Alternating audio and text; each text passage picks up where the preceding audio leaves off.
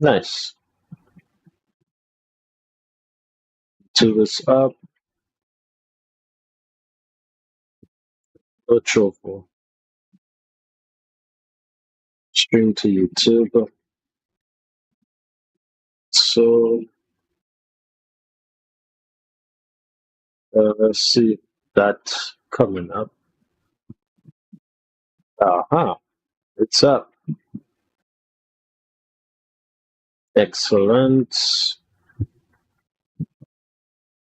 I like the fact that stream settings created nil.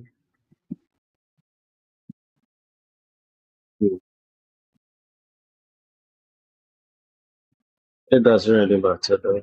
So long as it's up, that's all that matters. Alright, so Addy's up.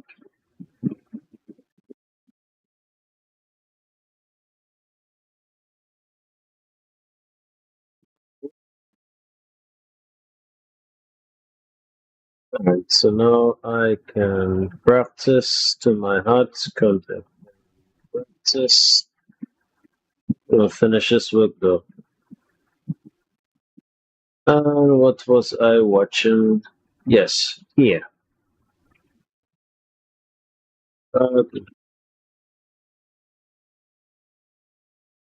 Okay. Let us play out.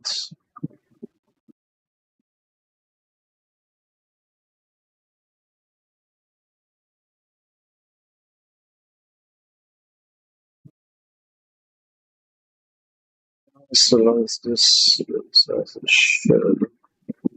start to finish off the next one though. I think got some back the other one. Start to come in and do some more work on this stuff.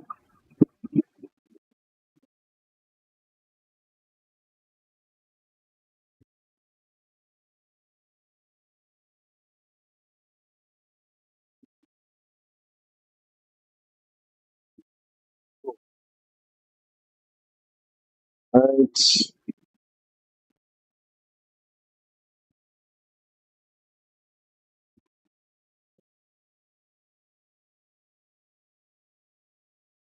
I am on the right one. Yep. It's,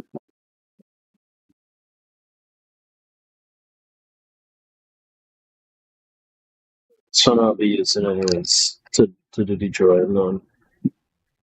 Okay, Doki. Everything is in order. Yeah.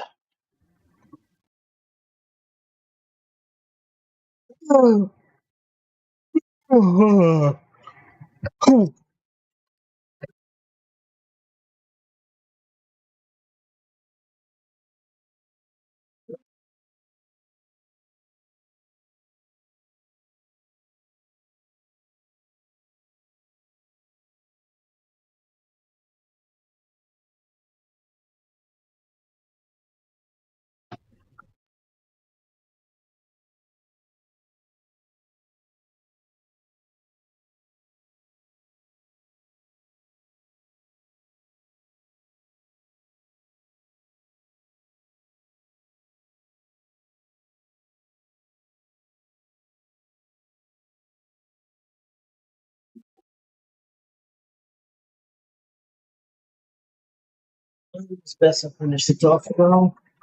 Then return. Even more details when it comes to it. Let's see how it looking on TikTok. Yep, it's coming along. It's coming along. Nobody's watching. I expect that much. Expect that much. But notify me. Okay, view, minimize.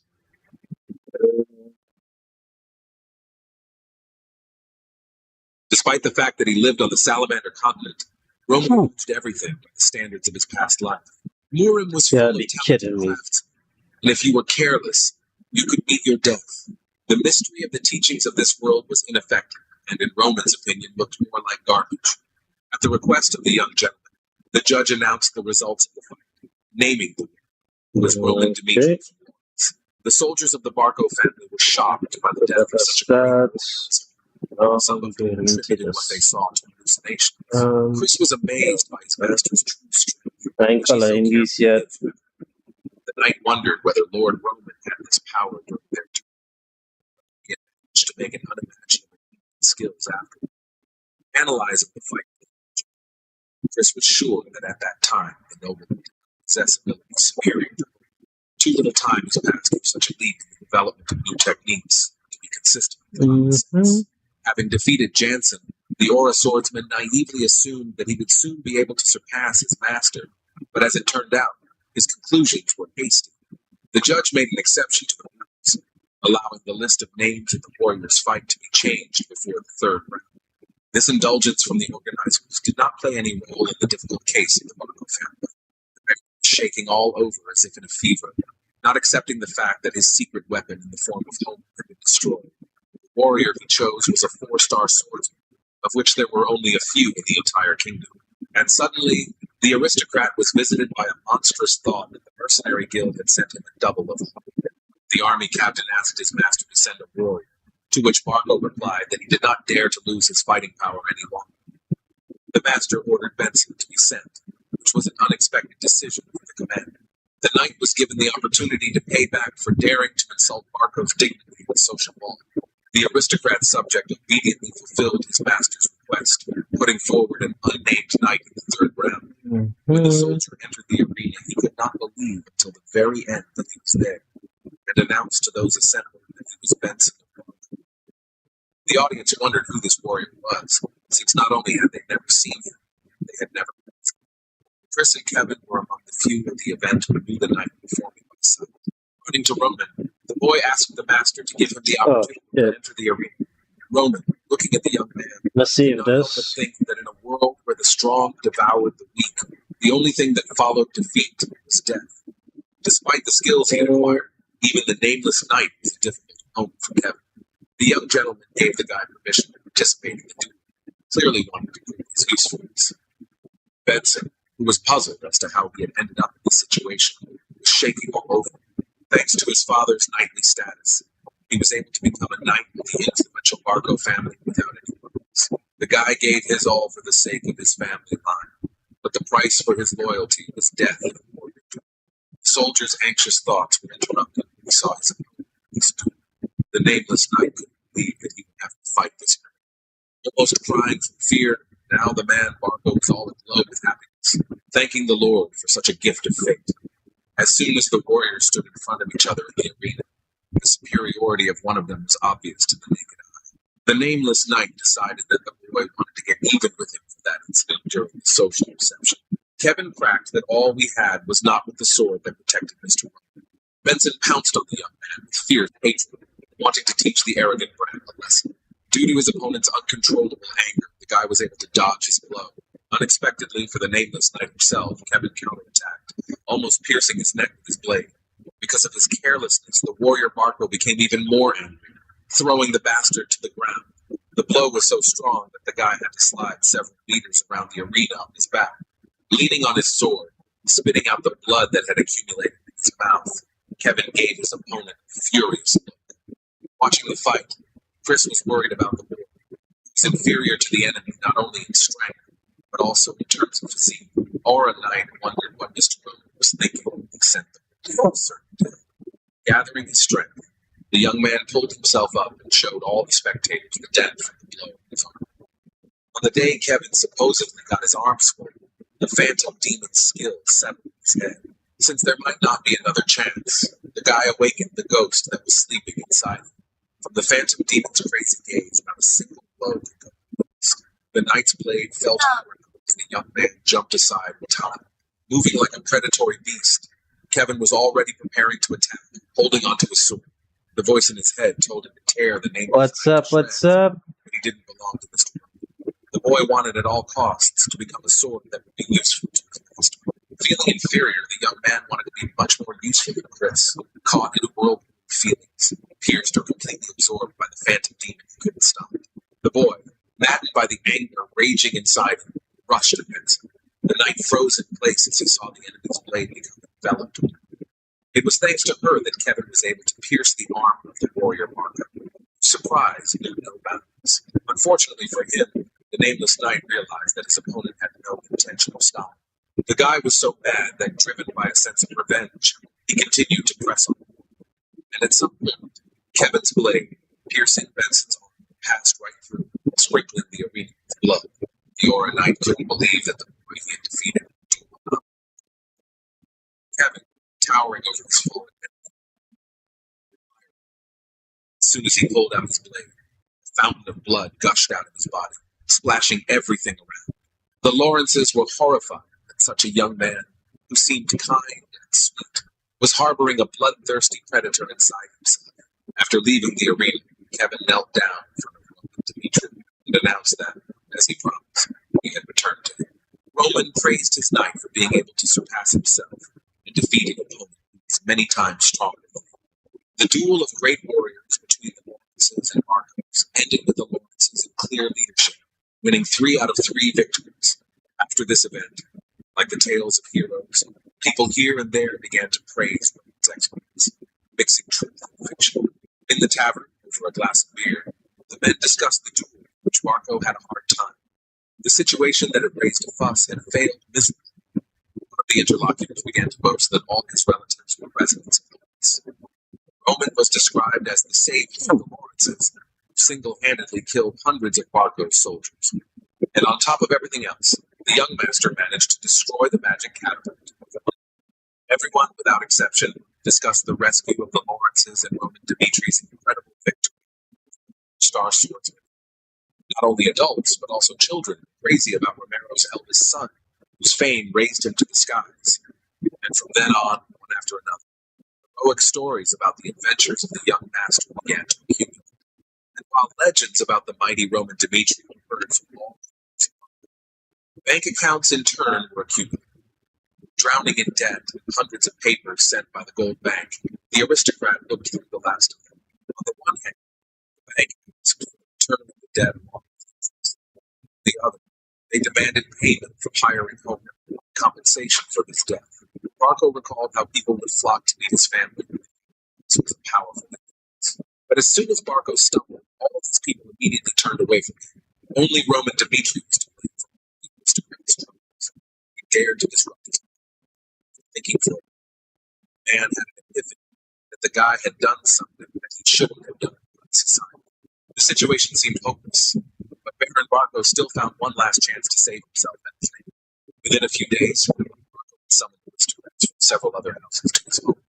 The gentleman showered his guests with compliments, being immensely grateful for their devotion to his family.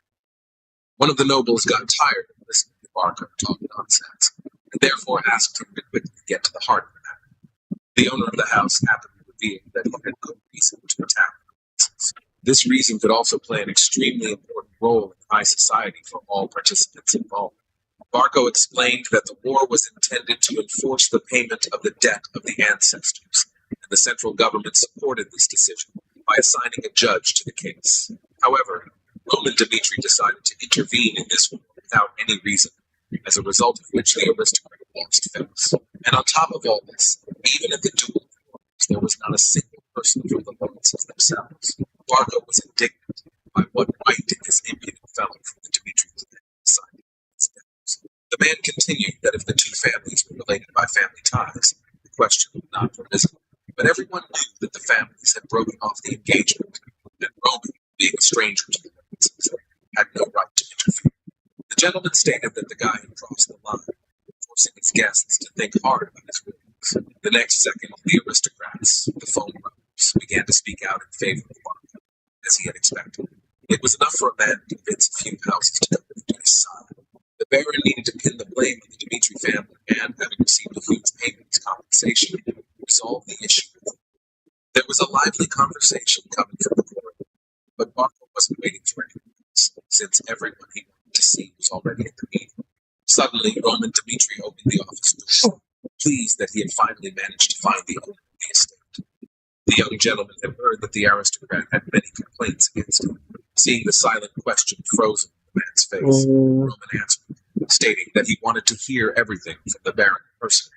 And long before that, the Knight of Mora was stunned when he learned that his master was going to Viscount.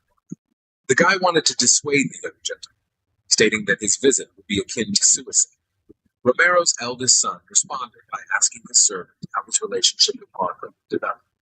Chris replied that for the aristocrat, the young master was a sworn enemy, and therefore it was advisable to avoid each other.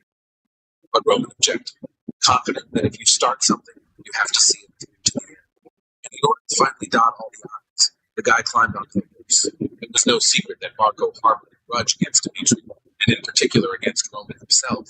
While the Baron was in a precarious position, it was necessary to nip his revenge in blood. Now, arriving at the meeting, his master asked the Viscount why all those present had gathered. Roman's behavior, showing up so unceremoniously, greatly angered the audience. Marco was furious that the boy, even without inheriting the title, dared to ignore the difference between their positions. The Baron asked whether his lowly origins had not taught his guest the laws of nobility, and decided to tell him about them himself. The man explained that in the kingdom of Cairo, it was forbidden to interfere without good reason. Marco announced the pretext in accordance with the laws. He received approval from the central government, and only then was manipulations were necessary to preserve each other. He slammed the table and shouted that ignorance was an excuse. Foaming at the mouth, the aristocrat tried to convince the young gentleman how stupid he had been. Because of his curtailed actions, the Dimitri family would be forced to erase a strong insult, proving that because of the eldest son's misdeed, the family will not be able to avoid lessons for all the signs of the kingdom. Having finished his speech, the Baron, along with the others, waited to see what would answer. After waiting for silence, the guy asked the owner of the house whether he had finished his speech. Roman asked this question only because he wanted to tell everyone gathered about his reason. The young gentleman started out by saying that once in the Dimitri were bound. But now he had turned into a weirdo and been rejected.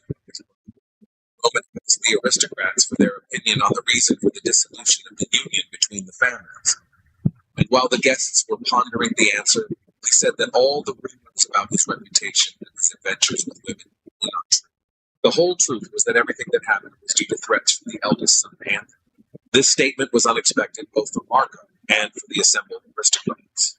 Roman suggested returning to the moment of the social evening held at this estate. Since Roman was on friendly terms with Anthony, he attended the evening at his invitation and was also supposed to be in Florence. The guy was trapped, finding himself in the same room with Amelia Marco. To break off the engagement, Anthony carefully planned a trap to separate Lawrence and Dimitri to suit his own plans. Statements like these made the nobility think about helping Marco. Roman was pleased with his performance, and as soon as he exposed his weakness, it immediately ceased to be. Marco was beside himself with anger, trying to convince those gathered that there was no faith in what the boy said. Marco said that Romero's son lived like trash and tried to cover up the truth with his lies. This statement only amused the guy. Anticipating the Baron's words, he decided to name another reason for his intervention in the war between the families. The aristocrat tensed up when he heard from the young master that his eldest son had crossed the line. Anthony made advances towards Flora, with whom Romana had arranged marriage, but the girl was so shocked that she eventually decided to break off the engagement. If those present did not believe him, the young gentleman suggested asking Flora Lawrence herself about the incident. Since Anthony had lured Roman into a trap with lies, Dimitri wanted to pay him back in the same way. The nobleman stated that he had intervened in the war using only his own strength, that the only thing he could do for the sake of his bride was to take revenge. Addressing the Viscount, as well as everyone present, Roman asked one question that interested him. After all that had been said, did Roman still have no reason to interfere in the war between the Barnums and the Lawrences? The Baron no longer had any reason to fight for the truth of the cause. If anything was left, it was to buy time. The aristocrat doubted that Roman was telling the truth, but decided to check the veracity of his words. The guy was not so simple and suggested that Marco immediately make a choice between the options given. The young gentleman wanted Antony to be punished for insulting him, or he could cover up the incident by resolving the issue at the family. The Viscount needed to make a decision immediately. Otherwise, Roman threatened to tell his father everything upon return. The man did not expect that his conflict with Roman could end up with Dimitri's family. The second option was unacceptable, since a clash with such a family in the current crisis situation would lead to the collapse of Barca. Holding back his indignation, the aristocrat considered that the matter between the young master and his eldest son was not worth the level of family feuds. He also hastened to add that Antony would kneel before him and ask for forgiveness. But Roman Dimitri was not happy with this outcome of the situation, specifying when he asked to put Antony on his knees. Mr. Barco could not understand what this arrogant nobleman demanded. The boy wondered why the instigator chose the method of punishment, stating that he himself would decide how to deal with the culprit. Having appeared to his son, the aristocrat now quickly informed him of the fate that Roman had chosen. Antony tearfully begged his father not to give his life into the hands of others, not realizing the true purpose of the refereeing duty.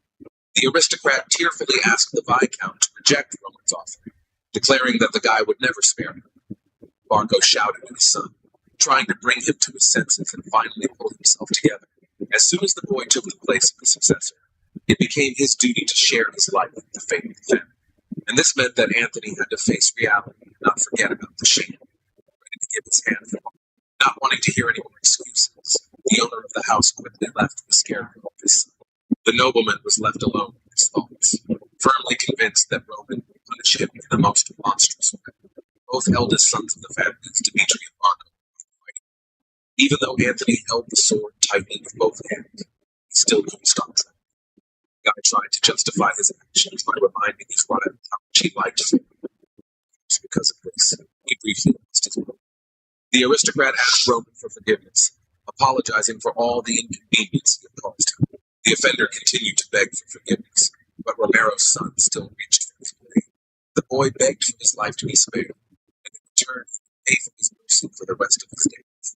Watching this pitiful spectacle, the nobility came to the unanimous opinion that the boy should not expect mercy. Roman asked how Antony was going to pay off his debt to the gold bank. The boy teased that even their connections with the government could not cover up the atrocities committed by Barca. The young gentleman stated that he had been humiliated. The Viscount's heart sank when coming close to his son. Roman declared that he had no reason to forgive him. The next second, Roman Dimitri's blade pierced Antony Barco's body, putting an end to their disagreements. With a cold gaze, the young master watched as his opponent choked on his own blood.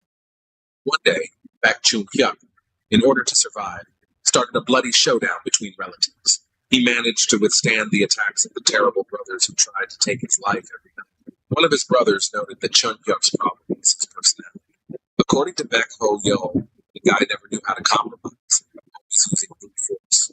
He explained this by saying that as soon as Baek Chung-hyuk saw an enemy in his opponent, he would dive headfirst into the situation.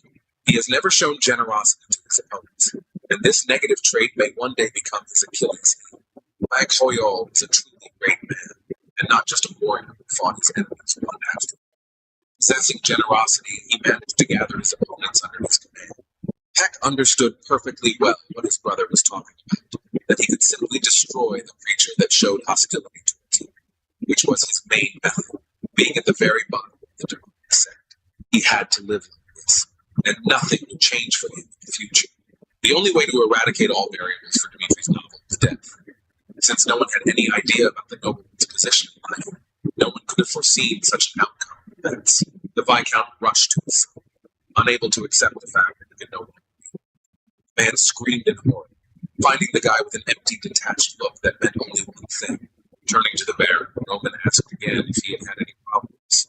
With a frightening, sinister smile, the young gentleman said that the death of criminals in a judicial duel was a fairly common occurrence. Barco, his eyes full of horror, called on those present to quickly finish off the murderer of his eldest son. But no one, including the guards of the family home, dared to go against Roman Dimitri.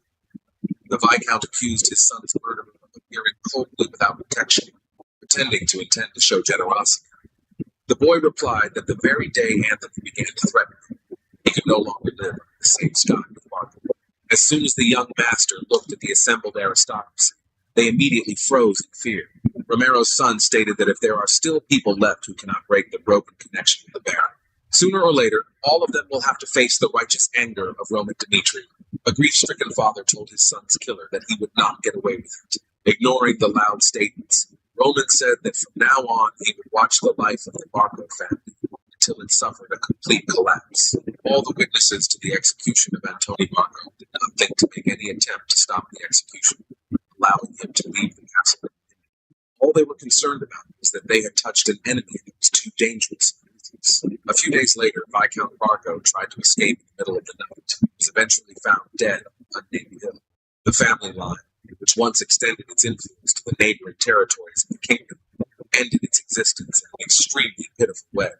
Within the walls of the palace, Dimitri, who had not slept that night, Hans noticed his master in the corridor. The servant asked his master where he had decided to go. Coming out into the light, Mr. Roman appeared before his assistant in a blood-stained outfit. The guy noticed how brightly the moon shone that night, which is why he decided to take a walk for the first time in a long time. After changing the young gentleman's shirt, the assistant informed him that everyone had been very worried. Hans was extremely happy that Roman had received recognition, but at the same time, he also got involved in dangerous adventures, such as war.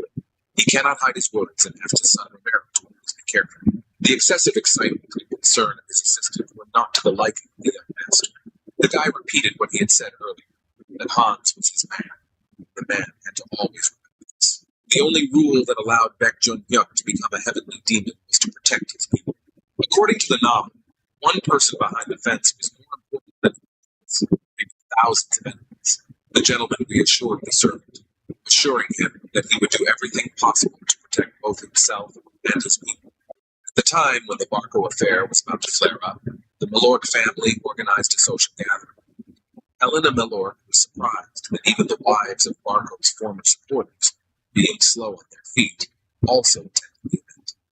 The woman noted to herself that from now on, power in the region was concentrated in the hands of Dimitri, which was an exceptional opportunity for her.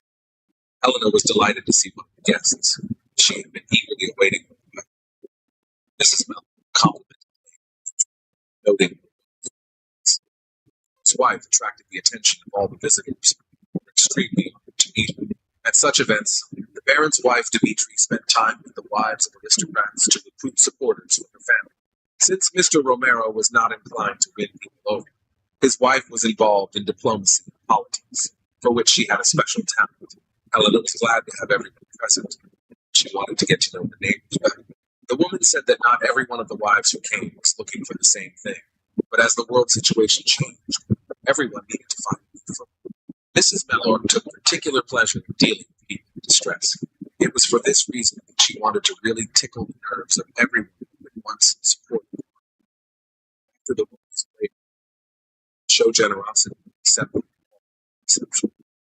Moving to the table, the lady of the house asked Leanne's opinion regarding it. The mother suggested, to her daughter's surprise, that Veronica could be a great match for Roman. Pointing out the guy's age, the woman advised him to find a wife and start a family as soon as possible for the sake of his future. Helena Milorg insisted on her statement that Veronica would be very suitable for him, despite the fact that she was her daughter. The wives of the aristocrats, not so much out of spite, mentioned the offer from another family, which the young ladies had already accepted. Liana Dimitri agreed that Roman needed to approach marriage with a special choice, and suggested that the Milorg family drop by their estate sometime.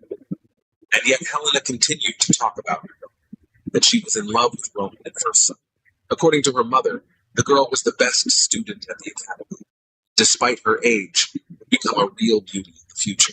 Mrs. Dimitri talked about Roman, who for the previous 6 years had been a fifth wheel in high society. Previously, the status of the well strongly did not allow him to inherit the headship of the family, tying the guy to the point by groups and legs. Romero's wife was grateful for the flattering reviews of her son, who in one moment turned from a fifth wheel into the man of his dreams. But, to Helena Milorg's great regret, Liana stated that Roman had already been hurt very badly. Therefore, the woman hoped that he was now with a girl who would be truly loved, and not one that his family was forcing on him. Based on this, any talk of marriage between the families made no sense. In this case, the The girl who was the first to capture the heart of the unapproachable Roman will be the winner in the race for the wealth of the Dmitri family. Late in the evening, Flora Lawrence spent some time reading books in the library. Recalling the siege of the castle, the girl noted the fact that Lawrence lost the battle against Marco. The young lady's words about victory coming with the onset of winter lost all meaning as soon as she was faced with the harsh reality. Flora kept thinking about how she could become a hero. She was able to foresee absolutely everything, rushed into battle, saving her family. Suddenly blushed to herself as soon as she thought about the eldest son of the family, Dmitri. The girl actively began to drive away thoughts that she liked Roman Dmitri, who was an arrogant egoist, caring only about his own benefit. Well, be that as it may, both he and the lady wanted to get to know better the man who was so strong and held such a mystery within himself. Reading literature was impossible due to obsessive thoughts, and so Lady Lawrence decided to get some fresh air. With regret, despite the interest shown, she noted that the engagement was already broken off, and there was nothing else connecting. The girl had neither a way nor an effective reason to meet. Suddenly, the girl was called out by a familiar voice, which she clearly did not expect to hear. The ringing voice belonged to a pretty girl who addressed the young lady, calling her sister. The girl was the sister of Flora, who belonged to the collateral line of the family. And her name was Sylvia. Baron Lawrence's daughter wondered what her sister was doing within the walls. The daughter burst into her father's chambers after hearing that the Lawrences were responsible for her little ball. Flora was angry that the Baron replied to his daughter that the previous incident required sides to many things, but no one could make a decision. She was able to show her intelligence and show the family the right path. Thanks to Flora's ability to bring Roman and his men on the battlefield, the Lawrences were able to win. The father had no intention of repeating past mistakes and no longer forced his daughter to do family business. Mr. Lawrence declared that from now on, Flora should begin to live from her own dream. The girl was touched by her father's touching speech, but her plans were noted. Since Sylvia had traveled a long way from the capital to get to the ball, Flora wanted to know another reason for her visit. With Sylvia's help, the Count wanted to restore the lost connection with Dmitri, break off the engagement. Although the girl was upset by this fact, she understood the decision made. Since Flora felt sorry for Roman from the first, she decided to follow Sylvia, taking on the role of her rescue. The Baron was confused. He deliberately made it so that the young lady would no longer have to deal with the Dmitri family. The girl made it clear that she was serious about accompanying her sister to the ball.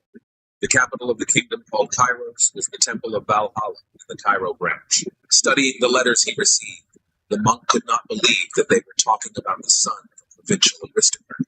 A 25-year-old boy managed to kill a 4-star swordsman with one blow. If everything written was really true, then, according to the priest, a terrifying genius. The rank keeper in Valhalla, Willers, wanted to see for himself if this boy was worthy of being included in the list of the best warriors. A girl who belonged to a stately family came out of the carriage. She was not alone in the place where she lived. This day, many daughters of aristocrats from all corners of the kingdom arrived to the lands of Dmitri. The lovely girls whispered among themselves every now and then that they were eagerly awaiting a meeting with the envier. Among those who arrived was also Sylvia Lawrence, who was amazed by the sights of the city. The girl was convinced that the rumors were not lying, and Dmitri really was a sad place. Looking around, the aristocrats could not imagine how it was possible to live in such a place. The potential brides were embarrassed that they were on the land of blacksmiths without taking care to look favorable. Sylvia concluded that the head of the Romano family, Dmitri, was far from royalty. Sylvia's father was with the younger brother of Viscount Lawrence, who settled in the capital as a merchant, Flora. Knowing her sister's family, noted that compared to the capital, both Lawrence and Dmitri were villages. A group of miners were walking towards the girls from their shift, loudly discussing something. One of the workers, a young guy, was surprised when he saw the beautiful aristocrats. The daughters of noble families were outraged that the mine workers were walking boldly in the streets, worrying about the cleanliness of their clothes. One young lady pointed out that this was precisely the problem with the Dmitri family lands. Listening to the ridicule of the other girls, Flora did not agree with them, because she knew Dmitri's true face. Suddenly, Lady Lawrence stopped as something unusual caught her eye. The girl turned around to look at the miner who passed by, who seemed painfully familiar to her. Well, Flora was not mistaken, and among the workers there really was that very eligible bachelor, Dmitri. A worried Hans ran as fast as he could towards the young gentleman who was trying to find himself. The servant could not stop his master from going into the mine, but he should not have appeared in public in such a state. While wiping Roman's face, the assistant complained that as soon as he touched the tower, it immediately turned black with dirt. He complained that the young gentleman returned every day covered in dust, which was why he lost the attention of the aristocrats. As soon as the girls found out that the miner in front of them was that same Roman, their eyes immediately lit. Sylvia, like other girls, was enchanted by the appearance of Romero's eldest son, who was more handsome than she imagined. But besides his pretty face, the young gentleman was also physically developed, having a toned body. According to rumors, there was a possibility that the second son would take the place of heir, but the girl could not understand which family would entrust their son with work in the mine. Flora's sister decided that these were definitely lessons on how to raise an heir. If this was indeed the case, then Roman's recent actions undoubtedly raised his prestige. Sylvia suggested approaching the distinguished groom and saying hello before the ball, considering it good form. The aristocrats, flirting, approached the guy and after greeting him, asked him whether he really was the eldest son of the Dmitri family. Sylvia introduced herself and thanked the young gentleman for his assistance to her family. Lady Lawrence, a little embarrassed, assured him that he was indeed the fine man he had been described as. But the young lady did not expect that Roman would react so dryly to her comment, simply agreeing.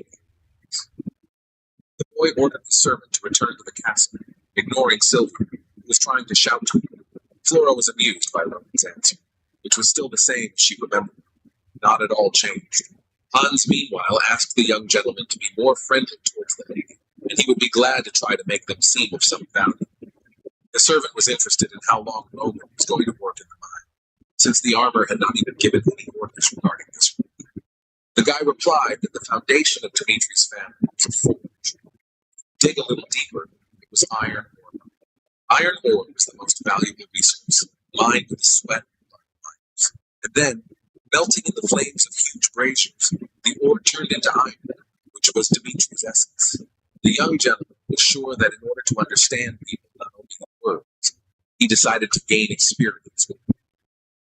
Watching Roman head towards the palace, Hans wondered when his master had grown so big.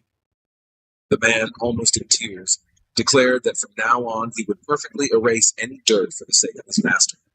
Within the walls of the academy, 30 knights trained, honing their sword skills. Under the watchful guidance of Nighthorn, the soldiers repeated the memorized movements.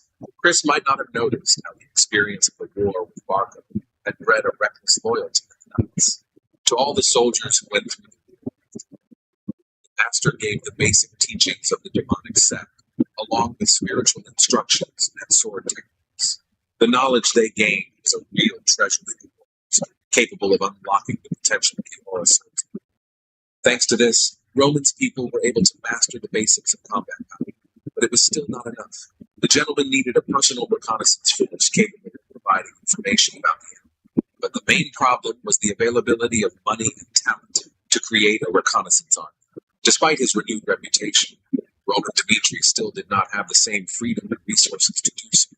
The young master called Chris over to see how the training was going. The aura swordsman reported a high learning speed, suggesting that progress should be expected in the near future. Satisfied with the pace of his men's training, Roman stated that their master also needed to learn new technology. The soldier's starting point was different from the others, and therefore required a special approach. The knight managed to build his own world, and in such a state it was not easy to accept new knowledge. And yet the young gentleman decided to give the knight something new, believing in his talent and capabilities. The technique that Roman Dmitri was going to teach Chris was called lightning. The swordsman had no idea that the lightning sword had once managed to repair all of wood in its time. The 2-star aura knight was to master a murderous technique. Its owner was called one of the 10 great masters. That same evening, girls from noble families languished within the walls of the Dmitri Palace, awaiting the main guest of the celebration. Finally, the servants announced that the young master Roman Dmitri had arrived, drawing the girls' worried gazes to the entrance.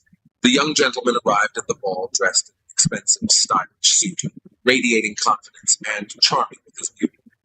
The daughters of the aristocrats were so impressed, blushing, that at first they were afraid to even talk to the man. Having plucked up their courage, they began to question the young gentleman as to why he had left them, since the girls were upset that they had not been able to talk to him before the ball.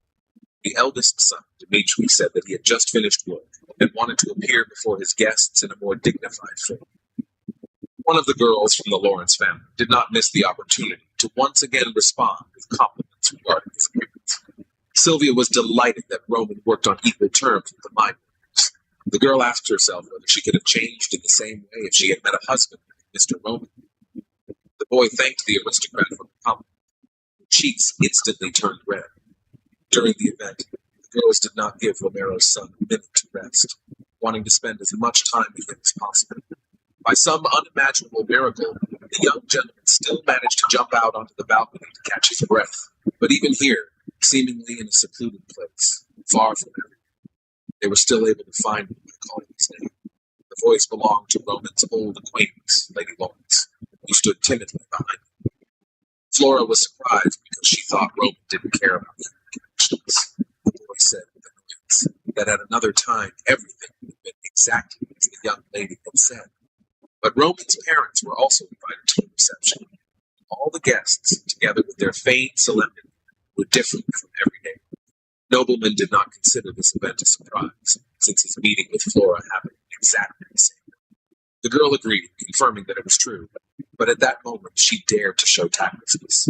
Flora became curious about what kind of life it took to become so unwavering in principles. The girl asked why Roman was engaged in mining, since it made no sense for the heir to engage in such training. The boy answered the question with a question, asking the young lady to tell him how the Lawrences had risen to their current position. Roman Dmitri said that everyone believed that the Lawrences would revive, thanks to fertile lands and agriculture. But in reality, the Lawrences succeeded in business, selling their own crops or bartering. This detail from the family's past explained why the Viscount's younger brother became a merchant in the capital. The speech of Romero's eldest son amazed the woman, who never ceased to be amazed at the boy's abilities. Lady Flora was only recently able to learn about the origins of her family. Mrs. Lawrence asked directly what all this had to do with the nobleman's work in the mine. Roman explained that if there were no miners who worked in the dust to extract iron, Dmitri would not have been able to rise to his current level. The young gentleman was sure that time spent in the mines would greatly help him understand and share the feelings of ordinary workers. Roman Dmitri considered it the duty of the man inheriting the fortress Dmitri to where it stood. The nobleman turned away, and asking for forgiveness, returned to the ball, where they were already waiting for him, leaving Lady Flora alone with her thoughts. Viscount Lawrence's daughter decided that she had made the right choice by meeting Roman. A few days after the ball, Flora left her room and headed to the cabin. The moment had finally arrived when Lawrence Flower left the greenhouse and came out into the yard. Meanwhile, on the lands, Dmitri Jacob, the chief of iron mining, was drinking alcohol in the company of a friend. Forge Master Hendrik was interested in the affairs of the mine, for whom everything was as before. There was no end in sight to the curse. But there was one odd thing about the situation, which was that the workers had only mastered the foot of the mountain. Jacob was confident that even after several generations, the veins of the Iron Mountain would not dry. The village became curious whether Roman, who had taken up work, had really become more weak. Just half a month ago, when it became known that the young gentleman was working in the mine, the workers could not understand why he needed it. The only logical explanation the miners found was that he was playing for the public, showing off in front of everyone, and the guy would leave immediately. Morgan, a veteran of the mine, claimed that Romero had completely lost his touch, as he should have been raising an heir much earlier. The man continued that until now only blacksmiths had been held in high esteem, while miners had always been ignored. The worker was indignant that even the third heir, Dmitri, was taught blacksmithing from childhood, and not one of the sons was ever taught how to mine iron, which is what the entire Dmitri family line was built on. Morgan's colleagues were wary of whether he would be as harsh in his comments about the armor's neglect of them. The man firmly said that the Iron Mountain was the foundation of Dmitri, but for some reason the blacksmiths took all the credit. The mine workers did not want to bow at Roman's feet, ready to show how hard and responsible he was. Having gathered all the workers, Jacob introduced them to the young master who would work with them from that day. The miners looked at each other with a sly smile, as if they were going to mock them. Before letting the boys go, The head of the miners reminded them of the 3 rules of working underground, which included safety, safety, and more safety. After the briefing, the men began to disassemble the tools for work, also preparing everything necessary. Roman immediately noticed that his person was being completely ignored, but he didn't care about the opinions of others. In fact, the guy was concerned with other issues, interested in the lives of people and the powers they possessed. And in order to implement the future plan, the young gentleman had to explore the background of Dimitri's lands. Sparks from the miners' guns flew underground every now and then, but it was too early to relax, since the game was still there. Observing how the work was organized, Roman noted that the miners had everything systematized. Apart from the clearly assigned duties, the chest shelf was quite safe. One of the experienced workers told the nobleman that the iron from the mountain was very suitable for processing in forges. The ore itself was of the highest grade, so people recognized its real value. While iron ore mining in other areas was costly, Dimitri could carry out all stages of the process on his own territory. This is where such a large profit came from, which is why Dimitri was called a billionaire. Due to the supply of materials and trade within the boundaries of the holdings, Dimitri made a markup. The prices were higher compared to other mines.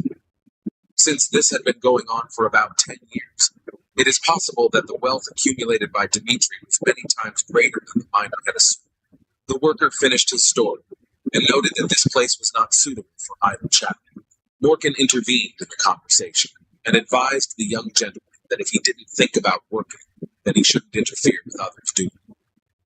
In addition to this, the miner also suggested that Roman Dimitri leave the mine altogether, but instead of returning to the palace, the boy asked for forgiveness and promised to focus on work.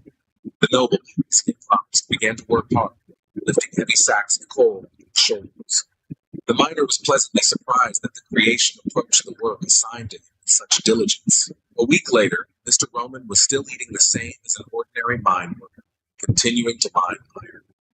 Despite the fact that the young gentleman had already spent so much time among the miners, they only spoke to him when he asked a question. He wondered whether this behavior was due to local hazing or personal hostility towards the Baron's son. Suddenly, Morkan sat down next to the guy, asking his permission to ask just one question. The man watched Roman throughout the week, but could not understand one thing. Why would the heir of a family line need to work in such a place? Even Dimitri Rosen's heirs never showed their noses in the mine. Unexpectedly for everyone, the eldest son, Roman, supposedly to teach the heir lessons, shows up in these parts, which initially confused the miner. Working close to the nobleman, Morkan watched him, what turned out to be diligent and respectful. But over time, Morkan noticed that Roman worked harder than the other miners, fulfilling his assigned quota. Some of the workers heard from the servants of the estate that Baron Dimitri did not order his son to work in. Morkan was shocked by this news, which indicated that the young gentleman had made this decision on his own. I asked the miner which of the answers was ideal. The truthful one. He wanted to hear from him. The man was confused and unable to make a choice and wanted to hear both answers if possible. The nobleman happily told Morkan both options, first telling the ideal version. Dimitri was a mining town. The mine fed all its inhabitants. Romero's eldest son wanted to understand the inhabitants, not from the scriptures, but to personally try to live their life. The worker did not understand whether this was really necessary, to which the heir to the throne responded positively. As the young gentleman assured, while his last name was Dimitri, he was obliged to do this. Morkan noted to himself that this was indeed the perfect answer, and these were the words that everyone wanted to hear about the man they all dreamed of. The real reason was that Roman was not actually Dimitri's master. Since all the wealth belonged to the father, his son came to the mine in order to find an opportunity to personally do something for Dimitri. The miners laughed at the way the boy worked underground, wanting to wrest from his father a fair share of his property. The man decided that Roman had come to the mine in order to compete for the place of heir. The boy came to the mine to lay the foundation because he understood how important the miner's work was, and therefore Morkan, who was nearby, told him everything that interested the gentleman. The young gentleman managed to obtain amazing information from the experienced worker, which perfectly answered the endless stream of questions. Dimitri's mine could, without exaggeration, be called the largest on the continent. But also beyond the kingdom was an endless mountain range that, if developed, would give Dimitri's wealth no bounds. The miner reflected that, given the conditions that Dimitri provided, The volume of production was not that great. Because the workplace was too dangerous, the rate of ore extraction was reflected in a decrease in the volume of production itself. Even with the security in place, the entire mining industry remained very dangerous. The enemy suffered from earthquakes quite often, and ordinary people were unable to prevent natural disasters. As soon as the workers mentioned the danger, a deafening explosion emanated from the depths of the earth. Not only Roman, but also the other miners felt the ground tremble with their feet. Morgan and the young gentleman went to the scene of the incident to find out the cause of the earthquake. One of the miners said that one of the mine shafts collapsed, burying one. The miners, observing the hole that had formed in the ground, were deciding what to do, since there was still a possibility of further collapse. The workers did not dare to take urgent measures, and then Mr. Roman expressed a desire to go down. Morgan flatly refused to let the young man in, explaining that if it collapsed again, he would be in danger, just like the buried mine employee. The laborer suggested that they first assess the situation, but the guy firmly stated that in that case it would be too late. Roman repeated what he had said to Morgan earlier, that people with Dimitri's last name should be held responsible. Finding himself in front of the pit, the young gentleman ordered that they be ready to receive the wounded man, and he himself went down. With incredible speed and skill, the heir to the throne descended the steep slope to the very bottom of the tunnel. After some time, the guy's hand finally appeared, to the relief of everyone present. And while there was no need to worry about the fate of the heir to the throne, the question regarding the victim remained open. The miners rejoiced when Roman appeared with the wounded worker, and they immediately ordered a splint to be prepared for the victim. Watching the boy provide first aid, Morgan noted that treating injuries was not an easy task, but Dimitri succeeded in this too. Roman said that the wounded man needed a doctor, and if elixirs for treatment were needed, he would personally cover their costs. Soon the poor man was carried away in a stretcher to the hospital, and despite the accident,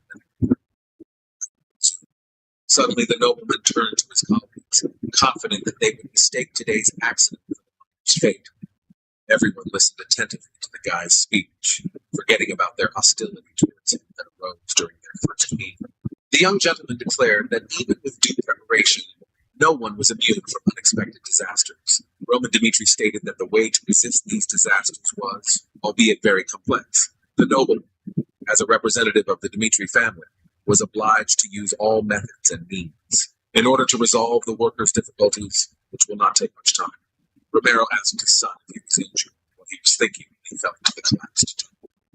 Baron Dimitri assured that even a swordsman of the Aura cannot be insured against natural disasters, and that this time Roman was very lucky.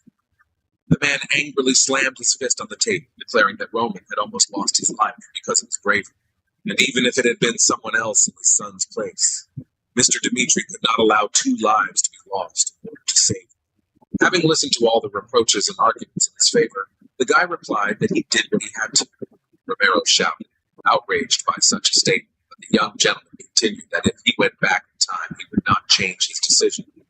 Because there was an accident in the mine, the guy believed that as the person responsible for the family name Dimitri, he made the right decision. The Baron asked Roman to leave the mining business, since he had not given the order to do something, and also did not understand the choice he made. If the boy had taken up blacksmithing, Mr. Dimitri would not have stopped him. The nobleman said that he worked in the mine to better understand the people who lived in Dimitri. The Roth family name became famous due to the technology of forge smelting, but most residents worked in the mines to support themselves. Therefore, according to the guy, Roman's only path was not the forge, but the mine. Not expecting such an insightful answer, deciding that he would not get the opposite from his son, he asked what he had realized during his time working underground.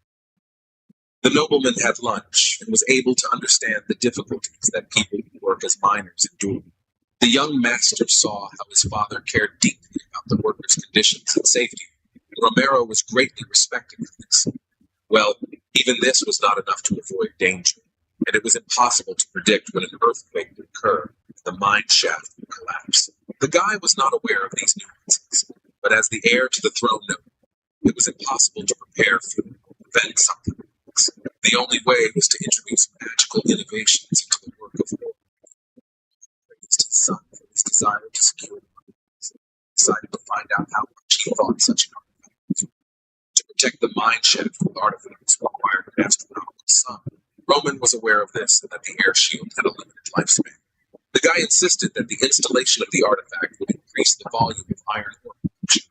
Buying an air shield won't seem so expensive, because thanks to it, Dmitri will be able to earn good money.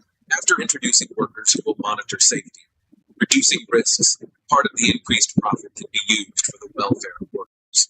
Romero was ready to invest in his son's idea, but who should be prepared for his decision to be hasty? In Murim, there were two organizations that were all responsible for information, such as Kaban and the Hao clan, while Kaban collected conversations overheard by vagabonds all over the world. Blenheim used young men from entertainment establishments as his ears. Roman chose the workers of the mine, who could receive information from them about everything in the region. Thanks to his father's books and the pressing matter, he was going to bring the Hao clan into this world. But to achieve their plans, information guilds working in one region were not enough. In order to gain control of the informants of the entire continent, the young master needed to filter the knowledge obtained from the workers. Then it was necessary to establish connections with the trading and a certain person who could collect information from outside. And for such a matter today, a person was needed who was already in Roman sights. After the war with Marco ended, Chris told the soldiers that he was going to teach them a new technique. The young master gave a gift in the form of knowledge about mana cultivation and swordsmanship, and therefore everyone without exception had to approach training with all passion and diligence. Mana cultivation was a way to systematize the properties and management of mana. This technique, due to its peculiarity, was not trash from the market, turning into an invaluable treasure. Lucas, knowing that even his father had never passed on such equipment to his son, was sure that the master was telling nonsense from books on the market. It had previously seemed strange that Roman, to whom the soldiers had sworn allegiance, would entrust such a treasure. The Oronite explained that the spiritual guidance of the Asur, according to the distant state, was a battlefield demon. After a few days of training, the soldiers' senses became so sharp that they could sense the currents of wind in space. The sword technique contained many methods of fighting the enemy, being ideal for spiritual instruction. Lucas wondered who his master was that possessed such incredible knowledge. If a mercenary had such equipment in his hands, he would keep it a secret even from his family. The warrior spent every day with the feeling that this was the biggest turning point in his life. Inspired by the training, Lucas asked Lord Roman for the right to be near him. Romaro's son analyzed the candidate's skills, abilities, and outlook. Lucas had no desire to take over the information guild, as he would have to leave his master. Listing the events they had experienced together, the mercenaries swore allegiance to Rome and asked not to send them away. Having appreciated the soldiers' worthy acting, the young gentleman told him the spiritual guidance of the Asura Roman opened to his people in response to their devotion. The baron's son, Dmitri, asked the swordsman whether such a man could thank the soldiers for their loyalty. The young master had no need for unjustified loyalty, and knowledge was the price the warriors had paid for putting their lives on. Roman Dmitri asked the question, what in that case he would give to a person whose value would be higher than the ordinary soldier. No further words were needed. Lucas followed his master's orders, promising to create the best information game. Being calculating and realistic, the mercenary was the perfect fit for the position assigned to him. The laborers at the mine abandoned their work as soon as they noticed the uninvited guest. The crowd of miners joyfully greeted Roman, who had become one of them during his time working in the mine. The workers thanked the young master from the bottom of their hearts for taking care of their safety. One of the old miners told them that he could not help but worry about his only son. Bowing before the baron's eldest son, the man was ready to risk his life for him. The young gentleman thanked the mine workers and stated that, on the contrary, he was indebted to them. From that very day on, the faith of the people of Dmitri was entirely riveted to the person of Rome. Such a situation led Baron Romero into deep and disturbing thoughts. At one of the regular family meetings with the fall of Marco, the lack of a force capable of limiting the Dmitri family was discussed. Even former allies of the fallen house had expressed a desire to form an alliance with the powerful family. The advisor, as ordered, refused to speak to the authorities, who were showing excessive hostility towards them. Assistants asked what to do with people connected to Marco in the future. Romero said it was arrogant of them to mingle with those who had inflicted deep wounds, and therefore, by order of the Baron, no alliances should be made with them. This position should have made the authorities understand what it meant to make Dmitri an enemy. The next topic of discussion was the connections Marco had made during the war. If they had encountered Greco, the city would have been exposed to dangers, such as the outbreak in Poland. Therefore, Jonathan wanted to acquire magical weapons to expand the army's fighting power. The Baron admitted that thanks to his son, he would be able to allow us to acquire this most reliable stabilizer of military power. A lot of money was spent on adopting artifacts at all dangerous points. But according to reports, such modernization led to an increase in production volumes in the shortest possible time. Mr. Dimitri's subjects expected the volume to almost double in the future. The monetary costs of the artifacts were fully covered by the increased profits. Without following any orders, Roman's decision to work in the mine turned out to be a successful one. While mining iron, the guy personally encountered the problems that arose, and this became a rational decision. This case allowed Roman's reputation to undergo dramatic changes, bending both within and outside the kingdom. The commander-in-chief asked the Baron how he intended to resolve the issue of the future successor. The knight recalled that 3 years ago, Romero appointed Rodwell as the future head of the family. At that time, both brothers pointed to their inability to shoulder greater responsibility. Over the past time, Roman has transformed from a parasite to a brilliant swordsman, demonstrating his talent and extraordinary thinking, even though everyone unanimously considered him competent. Official statement should have been made with fair competition. The rivalry between the heirs between Roman and Rodwell disturbed the peace of the Dimitri family. While Roman had proven his worth, having recently given birth to a child from an early age, he was called upon to assume the duties of successor. Baron Dimitri wondered whether it was appropriate to belatedly pit the brothers against each other. Romero said he wanted to observe the situation first and then make a decision. To decide the issue of inheritance, personal officials, the owner of the mine and the owner of the forge had to be present. Despite the opportunity to create a hype about the rivalry, all three sides had to agree. Having summoned Hans, Romero asked him a question, which the servant, unfortunately, did not fully understand. Mr. Dimitri repeated it, wanting to know whether Roman was suitable for the role of successor to the family. The assistant replied that if he had received this question 3 months ago, he would have answered negatively. Hans could confidently say that the current Roman was different and worthy of being successful. And then the servant told the reason why the young master went to work in the mine. While working at the mine, the guy also worked on par with others, so as not to disgrace the honor of the Dimitri family. The man stated that the current gentleman was thinking about the responsibility that the surname Dimitri placed on him. As a kindness, he ordered the owner of the huge mine called to find out the details of the collapse. Someone else came. Jacob said that the man next to him was personally present at the moment of the collapse. Having introduced himself to Mr. Morgan, he immediately began to tell the story of an accident that occurred a week after Roman appeared in the mine. Then the hairy ones fell out of danger of a collapse. The workers wanted to choose a safer way to call him again. Then the young gentleman declared that he could save the worker with his own efforts. And then, despite the miners' entreaties, he went to the site of the collapse and rescued the victim. The man admitted that he initially did not like the Baron's son, but now he realized how stupid he had been. Morgan also added that at the time of the incident, Roman said that he was responsible for solving the people's problems. The rescue of one of the workers was entirely the young master's decision. The laborer said that he considered Roman to be Dimitri's true successor. Even though everyone was saying that Roman was the right successor, the Baron still couldn't make a final decision.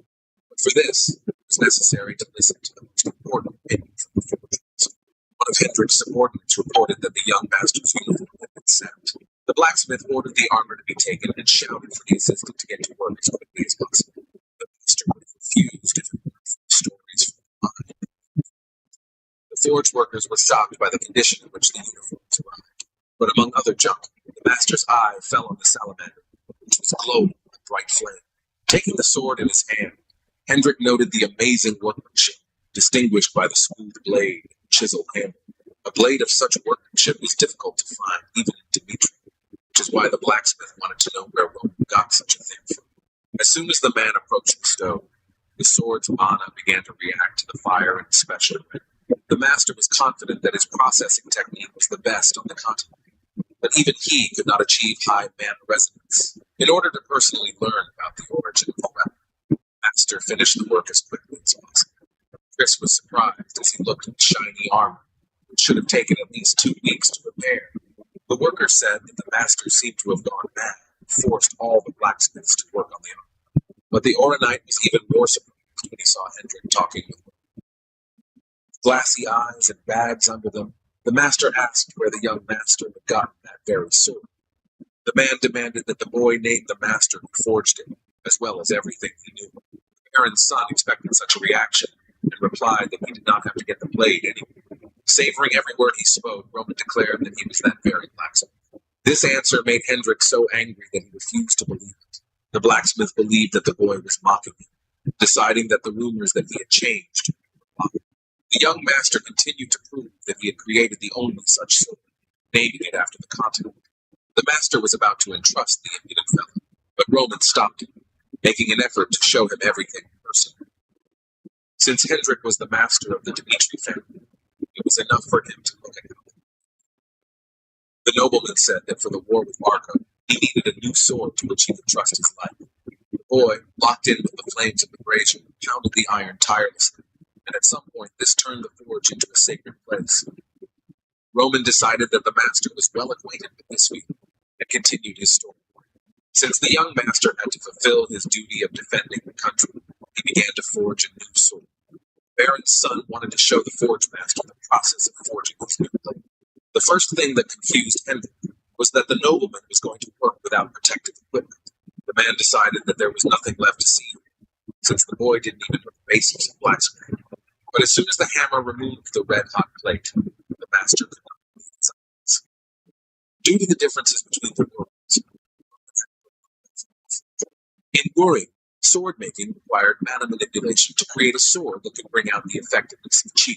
Having spent his entire life on the battlefield, Baek Jun-hyuk forged many swords for himself, and being in this world in Roman's body, the heavenly demon had no intention of changing himself.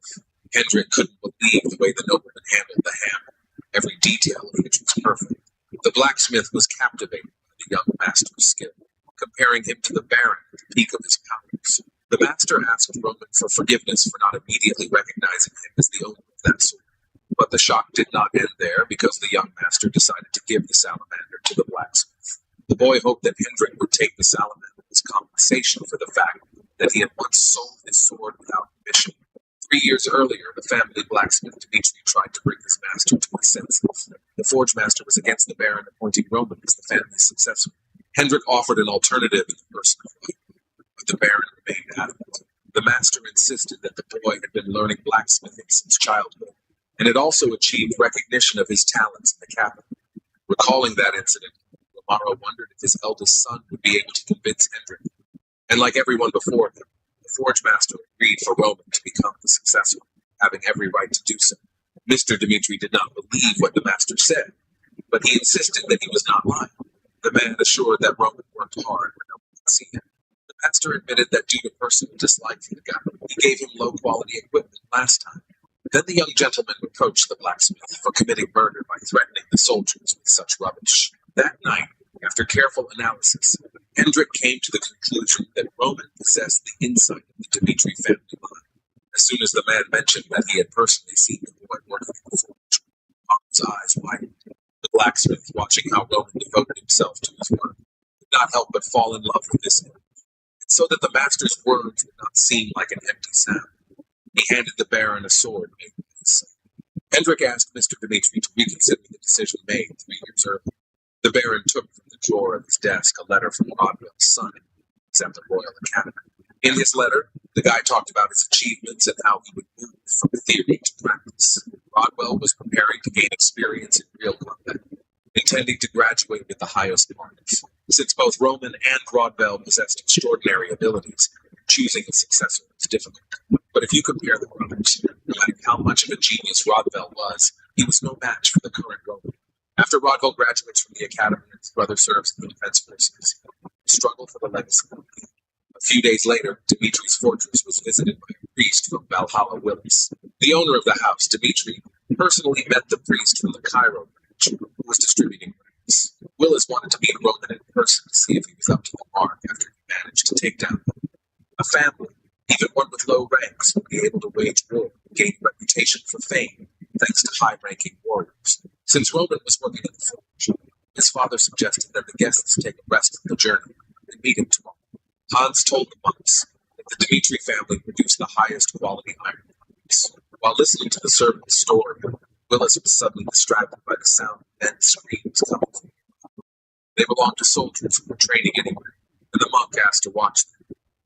A member of the Temple of Valhalla watched the soldiers training from afar, observing the duel between the pairs.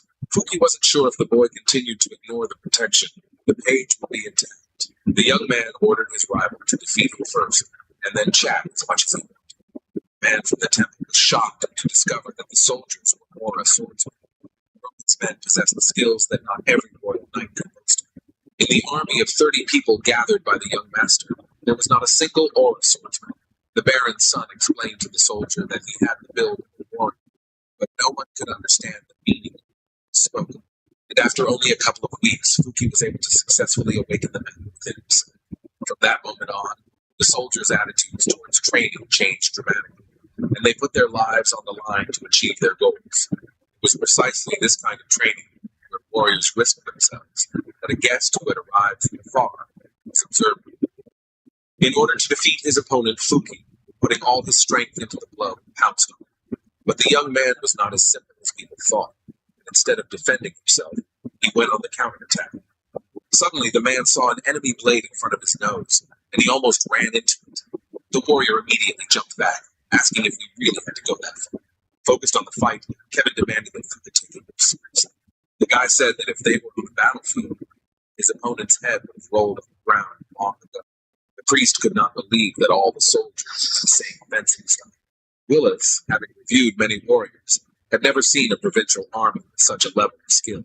The monk guessed that before him was a knightly freak, raised by the blood and sweat of the Dmitri family.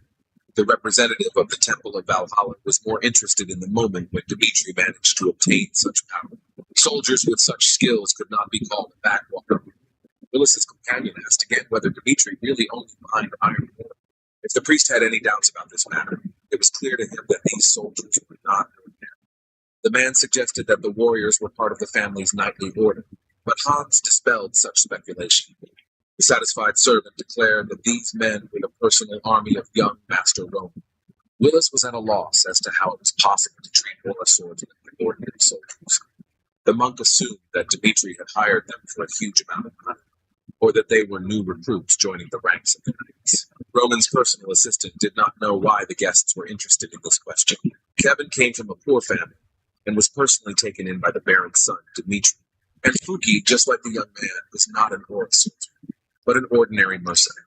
Both soldiers owed it to the young master that they had become stronger after his teaching. Hans continued to praise his master, emphasizing his talents and insight. But the more Willis learned about Roman, the questions he had about his identity. The next day, the priest finally managed to meet the Baron's terrible son. When meeting the god, the temple representative wondered who was in front of him, a fake player or a genius who didn't get a chance to prove himself. Having met the guy face to face, the monk noticed that this man was accustomed to the life of the world. The man asked if the boy had really defeated the 4-star Homer in battle. Willis, having received an affirmative answer, noted that Roman Dmitri did not realize what he had done. The priest called the young master the most talented warrior in the kingdom of God. Roman understood that his actions did not make sense to those around him, and wanted to skip this part of the conversation as quickly as possible. The interlocutor, having re-established the truth, allowed himself to tell the candidate that he could get on the list about the rating procedures. The rating was awarded in 2 ways, the first of which was official and took place in front of observers. Victory in an unofficial duel did not give the winner the place of the defeated enemy. If a person proves his qualifications, he will be awarded the last place in the ranking. Roman didn't mind being ranked number 1, just to show his strength. To confirm the qualification, the Temple of Valhalla used an aura meter. Willis highlighted the point that, after passing the measurement test, the certificate of having a place in the ranking was not issued. The young master did not understand the reason for such a desire to get into the list of the best warriors. The priest asked him if fame was not enough reason to risk his life. Romano's son came to the conclusion that in this case, it would be easier for him to defeat a place in the official fight. The monk was surprised by such a statement, believing that the guy did not have a proper understanding of such a tool. The man confirmed that this method was the most effective, but the fight was not so easy to organize. Since there were no ranked participants in the Cairo kingdom, such a duel was impossible. With annoyance, Roman Dmitri decided to return to the qualification through the aura meter. To do this, all you had to do was pour mana into the artifact and wait until it changed color. Each of the colors determined the number of stars assigned: red 1, orange 2, yellow 3, and over 4, and lit up green. Since Homer had 4 stars, Roman had to prove that he had at least 3. Placing his hand on the ball, he accepted that in this world, magic was a progressive direction, unlike Moore. He was still amazed by the magicians who had an amazing way to measure a warrior's fighting strength. Whoever they were, Roman couldn't focus the magic. Willis was looking forward to seeing the rank of his talent. As soon as Dimitri's air let mana into the ball, purple tongues emanating energy appeared. The priest of the Valhalla temple could not even imagine that the guy in front of him possessed such incredible power. Soon, the sphere changed its color from purple to red, which also began to change. The monk had never seen the meter assign the warrior's rank by changing color so quickly before. The procedure, regardless of the number of stars the swordsman had, took several minutes, but not this time. Feeling that he had reached his limit, Roman decided to release his aura, as he did in his past life. Yellow changed to green, but that was not the limit of the young master's capabilities. Unable to contain such a flow of powerful energy, the aura meter cracked. Having witnessed the extraordinary spectacle, Willis refused to believe what was happening. The meter was the quintessence of knowledge, created with the help of all the highest minds of the continent. Even after scanning the mana of the 6-star swordsman, green was the limit. But if the strength exceeded the permissible values, there were no malfunctions in the meter. The guy suggested that perhaps the meter was defective, which is why it broke. The priest could not give a precise answer, since this was the first time something like this had happened. Willis no longer doubted that Dimitri was a 4-star swordsman. The man was horrified by the thought that the owner of such monstrous power was hiding in the Dimitri family. He was confident that the young master had the potential to rise to 6 aura stars. The appearance of such a warrior in the arena will turn upside down not only the kingdom of Cairo, but also the entire continent of Salaman. Hiding his excitement, Willis asked Roman for forgiveness, since this was the first time something like this had happened to him. Since the priest could not make a decision of his own, it was necessary to transmit the results to the temple. Before leaving the apartment, the monk had to find out as much as possible about the Baron's eldest son. Willis, rummaging through the documents, tried to find an answer to whether a person could suddenly change so much. I still couldn't help but notice the clean execution of the work done, starting with the bloody fangs and up until the war with Barker. Time carried out its plans not only through fighting force, but also by having a cool head on its shoulders. The priest could find no other reason for the breakdown of the aura meter other than the influence of an incomparable force on it. The man reported to the temple that he had nominated Roman Dimitri for inclusion on the list. The Valhallan Empire was not a barbarian race that was obsessed with fighting. Her people knew how to properly gain status and lure foreign talent using the rating system. It was a matter of honor to be included in the ranking, which allowed the Empire to find talent without having a large human resource. Willis was ordered by a superior to promote Roman to the highest rank if he was recruited in this way. Representatives of the Temple of Valhalla reminded about safety when hiring recruits from the priest had to make the young gentleman penetrate his whole soul to Valhalla. The man decided to tell Dimitri that the meter was out of order, that their son was a 3-star swordsman, ranking number 1. Since there were no ranked warriors in the Cairo kingdom, such a precedent would definitely cause an uproar. The next day, everyone in the kingdom did nothing but discuss the youngest warrior in the ranking of the best. The capital of Cairo was no exception, and rumors of Roman's achievements reached it as well. The servants reported that Willis personally visited Dimitri and confirmed that the terrible son had 3 aura stars. Marcus Benedict, a man from the central government, heard how Homer was defeated. The man noted that a stunning nugget appeared on the outskirts of the kingdom. The gentleman was interested in what the main forces of the continent had done about this. Benedict was in the sky and learned that the imperial authorities were trying to get to the talented guy before them.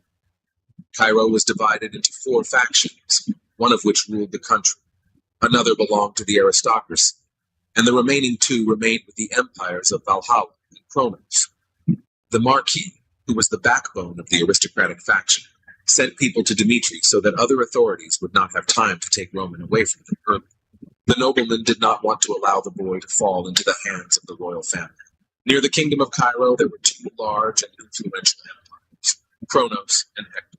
Kronos owned 2 mountain ranges of the continent and demanded that the kingdom of Cairo become part of it, attacking its borders for several years. While soldiers were dying on the front lines, inside the country, Kronos supporters were urging everyone to surrender.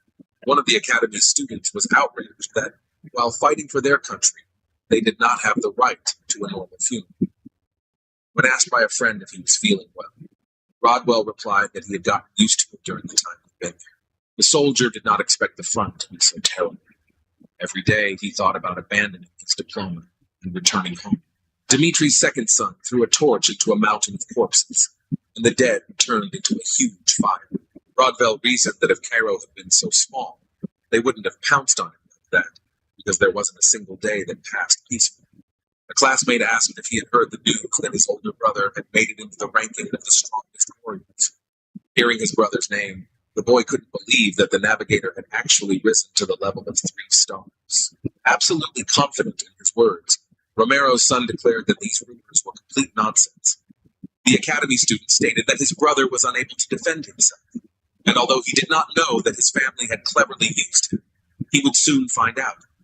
Meanwhile, Roman continued to be visited by people of the great estate, and one of them served King Cairo. The man was ordered to choose the young master as the king's knight. The guy was amused by the fact that 4 factions of Cairo were fighting for him, each of which wanted to lure him to their side. To be in the royal guard, protecting the king of the land, is the highest honor that could be offered to a knight. A government official noted that it was rare for anyone to be personally offered the chance to become a royal knight. Usually knights had to undergo a rigorous selection process for such a position, but Mr. Roman was an exception among them. The baron's son was not impressed by the honor shown to him, thereby greatly surprising his interlocutor. The Aura swordsman was satisfied with his position and did not understand why he should move to the capital and make his life difficult. The king's representative tried to bribe the boy with a personal estate in the capital, and his family would be granted a higher title. Roman Dimitri wondered if this was the maximum that the royal family could offer. The man became angry, declaring that the potential heir to the house was greatly mistaken. The king wanted to get Roman, considering his future potential, and in the boy's current situation, the reward offered to him was already an unaffordable luxury. With a cold, impenetrable look, the young gentleman replied that it was not he who was mistaken, but the king's subject. A few days earlier, Count Gregory's man had come to him, promising the same thing, and also a pile of jewels and land to boot. And besides this, people from the Kronos faction proposed to become related through marriage. Mr. Roman also spoke about the visits of other members of the factions, but only the Benedict family put forward the most interesting proposal. They offered exactly the same things as others. They also pledged to make Dimitri a family of Vikings. His Highness's man, ignoring what was said, continued to ask the 3 Aura star swordsmen to choose their side. The man said that all the people mentioned were terrible traitors, only wanted to swallow the kingdom. And only the captain of the Royal Knights, nicknamed the First Sword of Cairo, managed to suppress the attempts at rebellion. The royal power was occupied and the laws were deaf and blind, which was difficult for the royal family to correct. The king's man could only promise the young master a place as a royal knight, once again asked him to share his strength. For the 12th son of the heavenly demon, the situation of several forces opposing one person at once was extremely familiar. But despite the rewards offered to Roman, he had no intention of accepting any of them, serving anyone. As soon as he announced his plans, which did not include compromising moral principles, the king's man considered it a small hope. Not wanting to continue such conversations any longer, Romero's son said goodbye to his guest. Bowing in farewell, the negotiator continued to wait for the day when Roman Dimitri would swear allegiance to his majesty. This was the 4th proposal and the 4th refusal, as he, an Aura swordsman, did not plan to bend the knee to any authority. Not ruling out that all these people would become enemies in the future, Roman kept his distance, as this was the only way to buy time. Mr. Roman's training was suddenly interrupted by another guest, from whom, just like from the others, he did not expect anything. The guy introduced himself as Mackin from the Valhalla intelligence agency. The young gentleman felt something was wrong, because the new arrival was dressed as a servant of the Dimitri family, which was strange. The Baron's eldest son was starting to get angry, because a couple of days ago he had expressed his opinion about the Denver family. The man of the family mentioned asked for forgiveness for using such an unsightly method. Akin explained that he had to abandon conventional methods, insisting that Valhalla was serious. He added that since it would be difficult for Roman to leave the Dimitri family, along with the title of Viscount, Valhalla also gave fertile lands with iron deposits. The young gentleman appreciated the opportunity to continue the family business, namely the blacksmith's craft. But the main trump card of the interested party was the opportunity for the swordsman to become stronger. Mr. Roman will be granted access to the first level of Valhalla's storage. The boy perked up as soon as he heard about spiritual teachings, sword techniques, and other legacies of past generations. The most valuable knowledge was kept in a special level repository, which was prior in importance to the first level repository. Mackin assured the Aura swordsman that Valhalla would conquer the entire continent, and staying in the kingdom of Cairo was a way to say goodbye to life. The man claimed that the empire had a bright future, and that Roman had the opportunity to join them. The reward was very significant, as was the appropriate threat, but the Baron's son Dmitri refused this offer as well. The man from the administration was shocked that such an incredibly generous offer could be refused. The young gentleman explained his refusal not because of the terms of the offer or loyalty to the country. The guy shared that he had recently received many offers from different factions. Roman had to not only pledge allegiance to one of the four powers, but also decide what his next steps would be. The Baron's son wanted to personally test the time whether it was worth risking his life. In Mackin's eyes, Roman was no longer a man who was difficult to get to bend. The representative of Valhalla believed that if the Aura swordsman swore allegiance, he would be loyal until the end of his days. Still, no matter how Dmitri planned to test Valhalla's value, it couldn't wait too long. Mackin hoped that the young gentleman would be reasonable, and that they would not delay an answer. Before leaving, he announced that he had prepared a gift in the name of their future relationship. A man from the intelligence agency advised to beware of the front line, which could explode at any moment. Roman Dmitri was preparing to leave his native lands, forcing Hans to wipe away tears. The three-star Aura swordsman reassured his parents by promising to return safe and sound. Liana advised her husband not to worry because their son was leaving for the front line, which bordered Hector, not Kronos. Mrs. Dmitri stated that their son was assigned to peaceful lands. The Baron, although he was confident in his son, still could not understand the excitement in his chest. Having set off with his men to the front line, no one knew how Roman's campaign would turn out. The young gentleman and his soldiers decided to spend the night at the stronghold and head to the barracks tomorrow. While the aristocrats were distributing other soldiers to camps, Roman Dmitri rented an inn for his own. In his room, Romero's eldest son was reading a letter to the Marquis, who was aware that the boy was performing military service. It was thanks to Benedict's connections, the strings of which he pulled, that Roman ended up on this part of the front line. The aristocrat concluded by saying that the Benedict family would always wait for the annexation. The head of the aristocratic faction had been bombarding the guy with letters with his proposals for several months. Such persistence was caused by the fact that, apart from Roman, there was no one who could resist the royal knights. Well, while the Marquis was dying in the safety of these places, Mackin spoke of a bomb that would explode at any moment. The young gentleman's thoughts were interrupted by indignant cries coming from below. When he came down, the Baron's son Dmitri heard his two best soldiers being reprimanded. The guy introduced himself as the second son of the Elbert family, Mr. Henry Elbert. The nobleman claimed that he was a descendant of the famous Cairo family and decided to stay at the inn. Roman Dmitri intervened in the conversation, asking his people what was happening. Chris explained that the gentleman in front of them had told them to get out, even though the entire building had been rented in advance. The Elbert family no longer had a reputation, and its representative talked too much, taking advantage of past merits. Roman Dmitri asked why he and his people had to give up their place. Having determined who the master of the soldiers was, Henry advised him to open his eyes to the situation. The arrogant aristocrat did not know what family his interlocutor belonged to, but he threatened, saying that angering him was a bad idea.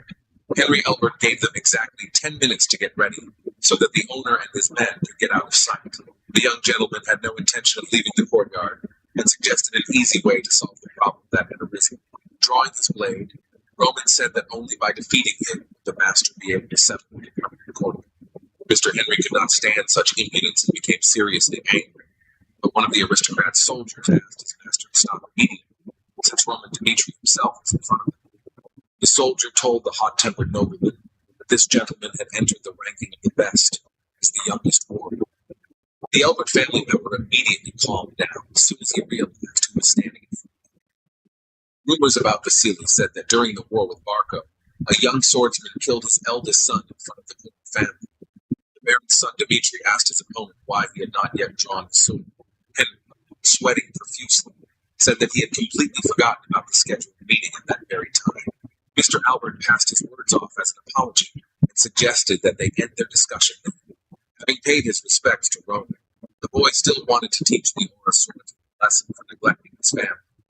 The young gentleman seemed to read the aristocrat's thoughts and suddenly found himself next to him. With a wild cry, Henry Elbert ran from the inn, refusing to let his men interfere. 3 more similar situations occurred that day, but as soon as the aristocrats heard Roman's name, they were immediately blown away by the wind. In the tavern, the young gentleman learned that this happened often, and unlike the other front line, it was not as dangerous. Aristocrats who found themselves at the front were sent to this line of defense, which was nicknamed the resort line, where their lives were not in danger. The place where Romero's son ended up was the best for military service for nobles who could not avoid military service. Looking at the map, the Aura swordsman noted that Hector's reconnaissance team had crossed the national border more than a month ago. But as soon as they checked everything, they immediately returned, although after that, reconnaissance was seen checking the front 3 times. It was impossible to say with certainty that Hector intended to start. After analyzing the latest information, Roman noted that the front lines were so sad. Count Bale Frank was the commander of the soldiers who would be trained in military bases on assignment. A handful of aristocrats within 3 weeks. The commander explained that within the walls of the barracks, everyone was equal, regardless of their title, ability, or service. All those who violated the fatigue were sent to a more dangerous front as punishment. Going into battle for Roman was not a punishment, unlike the pampered aristocrats. While everyone went to unpack their things, the 3 Aura Star swordsmen was asked to meet with Lycan. The commander asking if the trip here had tired him out too much. Told him to sit down and tell him how excited he was to learn of his assignment. The commander was glad to receive the youngest warrior of the rating and called him to him to clarify one point. He wanted to know if Marquis Benedict had really helped the Baths go to this part of the front. Roman Dmitri replied that he had heard about it, though he himself had not asked for such a favor. The fact that the aristocrat was trying to curry favor with the young master played into Bale Frank's hands. The man decided that if he could establish a relationship with his son Roman, he would have a chance to get into the central government. To avoid beating around the bush, the commander spoke of his intention to prove himself to the queen. The barracks here were not a bad place, but they did not compare with the luxurious life of the central government. The soldier was ready to provide the baron's son with all the comforts, if only he would mention his name and meet the marquis later. The young gentleman was surprised by such a frank statement, but he had no particular reason to refuse. As soon as Roman left the office, he was called out by the guy with whom he had previously had disagreements. Henry again threatened his son Dmitri, boasting about his relatives on his mother's side, which was the Frank family. The aristocrat whose uncle was Bale Frank wanted to point out the huge mistake that the Aura swordsman had made. Roman Dmitri was not impressed by Henry Elbert's connection with the barracks commander. The guy told me to wait until he visited his relative, and thus confirm the seriousness of his words. The young gentleman listened as Henry, like a little child, complained that some scoundrel was bullying him. The commander was ready to level the ground of his nephew's offender, not realizing that he was standing right in front of his door. The man froze as soon as he saw Roman, supposedly angry. The very next second, Mr. Frank hit Henry so hard that the boy lost a tooth. Henry recalled that from childhood he was very close to his uncle. Understand any request of him. There was a time when the boy loved his uncle even more than his own parents, which is why his current behavior greatly surprised the nobleman. Because Henry's opponent was favored by Marquis Benedict himself, Mr. Bale apologized to Dmitri. The man asked for forgiveness instead of his nephew, and the young master only turned a blind eye to what happened out of respect for the commander. Frank scolded his nephew, asking him what benefit he hoped to gain from having such a man as his enemy. The offended son of the Albert family believed that the Marquis's patronage was not a reason to treat him like that. The uncle tried to reason with his nephew, explaining that he would not be able to protect him if he continued to behave like a child. Since the incident could leave a bad impression of them, Viscount Bale decided to introduce Henry to Romero's son. At all costs, the nephew had to establish friendship with the young master. In a sporting event, to the horror of the aristocrat, his uncle was sent him to the western part of the front. Looking around his person, Ron's son Dmitri noted how easy it was to control people who did not hide their ambitions. McBurney could not believe that he was now engaged in preparing aristocrats. The man was a veteran warrior who had distinguished himself on the front lines, driven by his loyalty to the kingdom. Over the course of several years of service, the knight managed to survive dozens of battles, defending the kingdom of Cairo. From the bottom of the financial ladder, McBurney rose to the rank of commander, with 100 men under his command. During the fierce battle, the commander lost his right hand, in which he held his sword. More than the physical pain, the soldier was tormented by the realization that his life as a warrior had certainly ended. In recognition of McBurney's exploits, he was assigned as an instructor at South Barracks. The commander-in-chief was confident that in his new position the soldier would continue to work for the good of the kingdom. The knight had no choice but to agree to accept the painful reality. Upon arrival at the barracks, the veteran found that the training system was in complete disarray. Unlike the places where he served, the aristocracy was completely exempt from training. The man planned a system that included a 3-week course, basic endurance training. But this system made no sense, since the aristocrats did not want to train, being accustomed only to commanding soldiers. He didn't understand why all this was necessary, and he has already regretted the choice he made. The chief instructor could not stand the empty chatter of the nobles, who constantly boasted about the achievements of their families. The former soldier was surprised at how it was possible to have such conversations while on the front lines. Suddenly, Roman Dmitri appeared in front of the instructor with his people behind him. McBurney was genuinely surprised that anyone here was lined up in perfect uniforms. Deciding that the young gentleman simply did not yet know the local rules, the instructor explained that aristocrats were not forced to train. The man suggested sitting in the shade watching regular soldiers hone their skills. The man said that this rule was in effect in the barracks because of the nobles who were sent there specifically.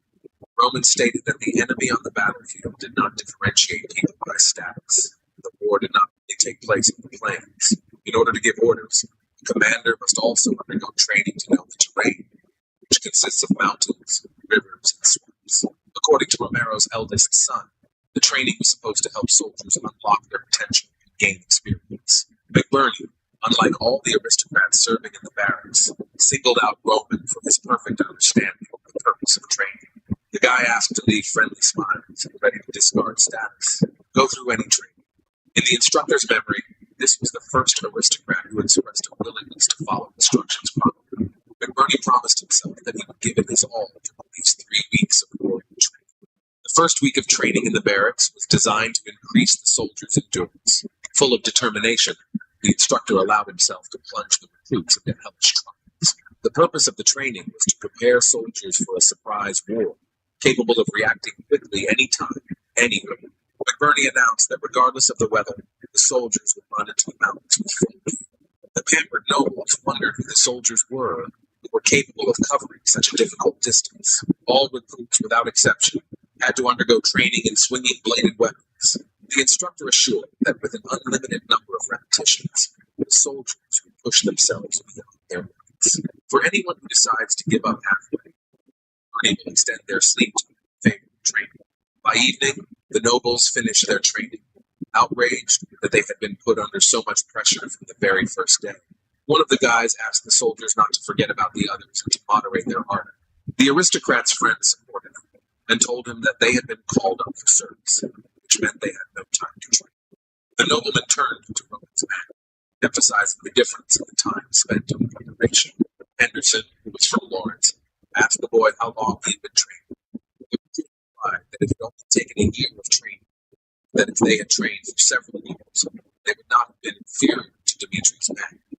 The soldier explained that their training had started 3 months ago, and it was ridiculous to talk about lack of time to prepare. Henderson demanded that they not make up excuses and that they simply weren't giving. As soon as the guy saw an advertisement for recruiting soldiers, he firmly decided to become Roman Dimitri's man. He was deeply mistaken in believing that personal security would require serious qualifications. Veterans among the mercenaries, like Lucas and Fuca, came running to the conditions proposed by the young master. Having had no experience anywhere near this level, Henderson felt like he was surrounded by predators at that point. During the exam, he told Lucas that he did not consider himself worthy of the company. The reason was the lack of experience, since the guy didn't really know the sword in his hand. instructions. The Lawrence native considered it arrogant to follow the Baron's son, since he had been engaged only in agriculture all his life.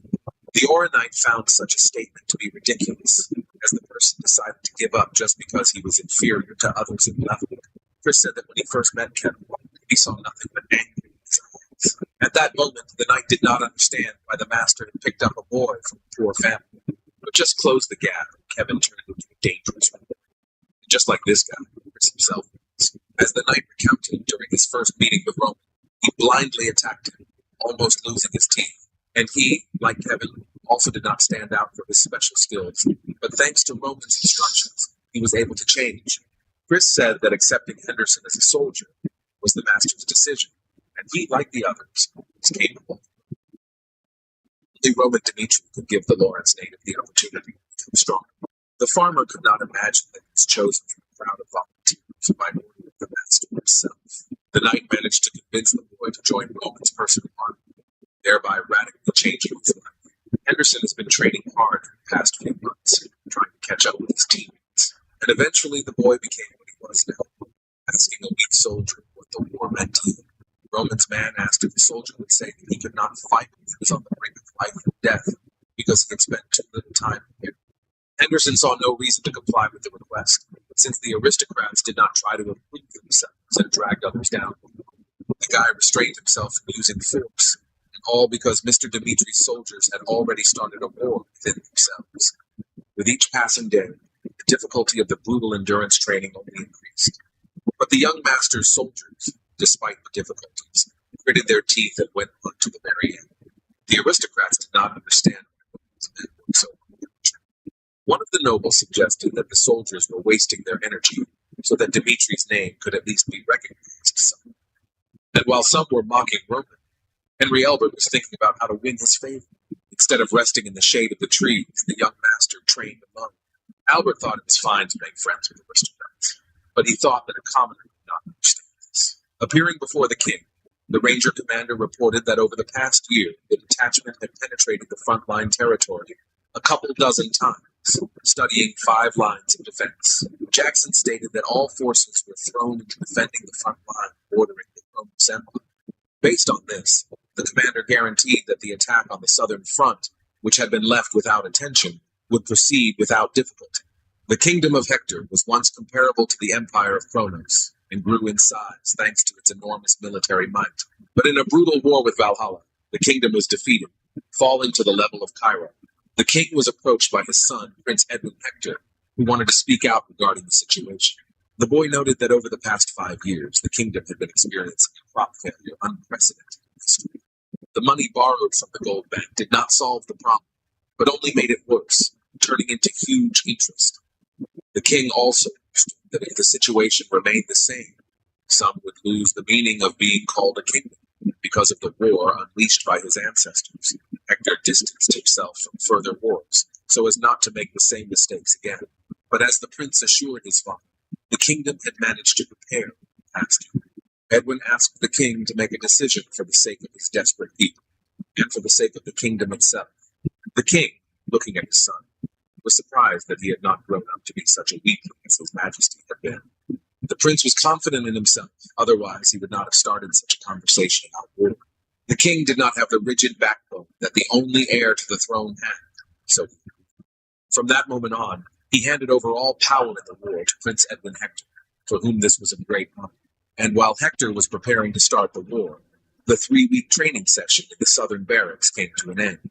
A delighted Bale Frank appointed Roman Dimitri to the reserve squad for the 5th line of defense. The Viscount noted that in order to place the guy in this place, he had to turn to his connections. At the end of the training, Instructor McBurney thanked the soldiers for their time. Saying goodbye to Roman and his men, the man said that from now on he could train new cadets with greater zeal.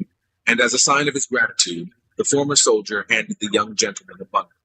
McBurney collected information about the southern front and the local landscape that would be useful in the event of war. The instructor wished to be demobilized safe and sound, since Roman and his men would have to spend 2 years in it. In just 3 weeks, the former warrior realized that the young master deserved to have his life dedicated to him. The instructor himself was also not averse to joining the talents with which Mr. All right. The man Call doubted that a there would night be day room for among now, the so soldiers for a cripple who couldn't even continue stand. this tomorrow. McBurney, considering himself a hindrance, decided not to There's one to interfere with burn Roman out. Dimitri in fulfilling his duty. In the data, Lucas had to suffer a lot. The young gentleman noted the instructor's sincere generosity, and for that alone he deserved respect. The guards on the wall of the first defensive line of the southern front noticed something. The enemy under the banner of Hector was advancing directly towards them in huge numbers. Viscount Bale Frank reminded his nephew that he had been brought into the same reserve detachment with Roman Dimitri. During his 2 years of service in the reserve camp, Henry had to find a way to win the young master's friendship. Albert, dissatisfied with his uncle's order, consoled himself with the fact that he had ended up on the fifth line of defense. But until recently, being a quiet place in the camp, an alarm was raised, reporting that the kingdom of Hector had declared war. The aristocrat was confused and did not realize until the very end what had started and what he needed to do.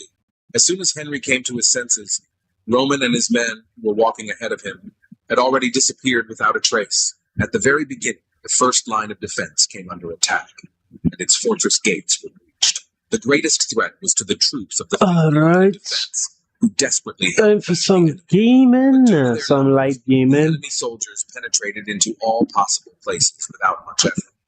While watching the enemy army gradually take over the territory, Baron Bruce resigned himself to defeat.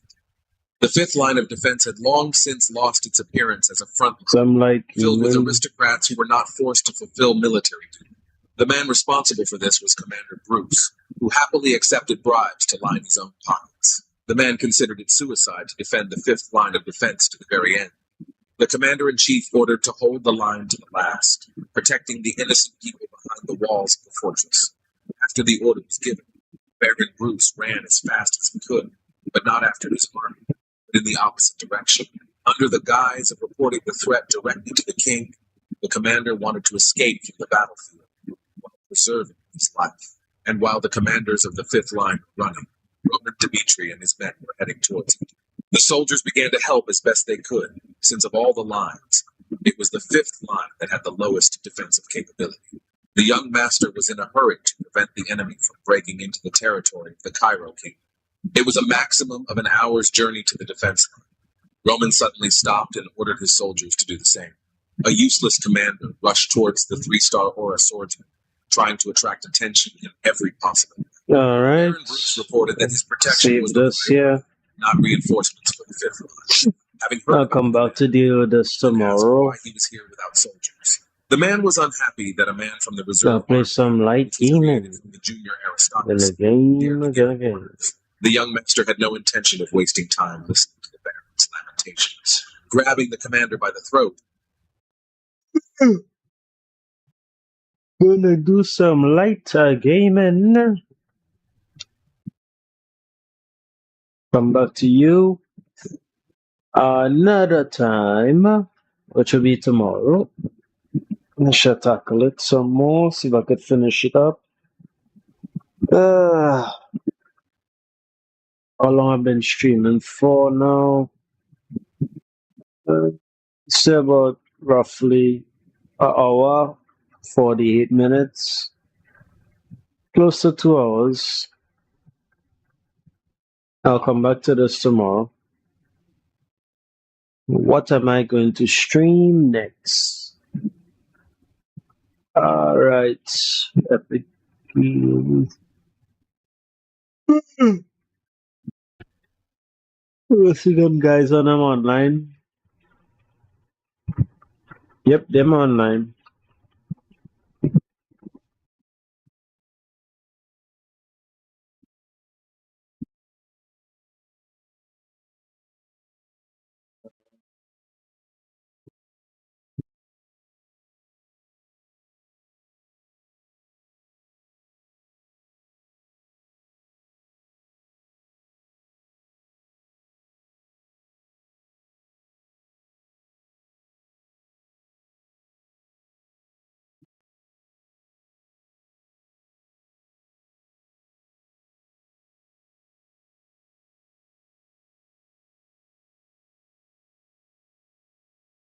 Hi guys. Yeah, what's going on? Oh, just doing some animation earlier on there.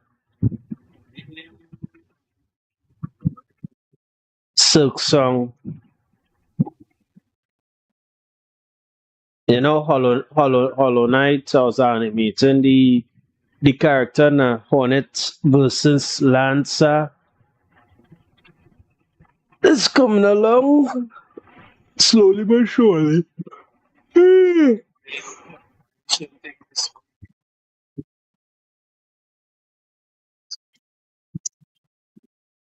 All right, let me show you what we're looking like right now.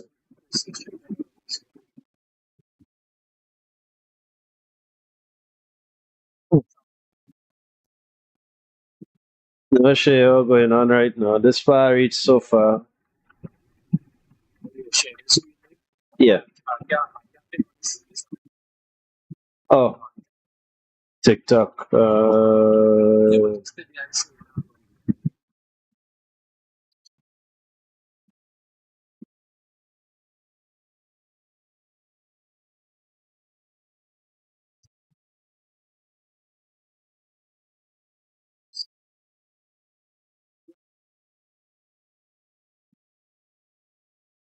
Oh, yes. You seeing it?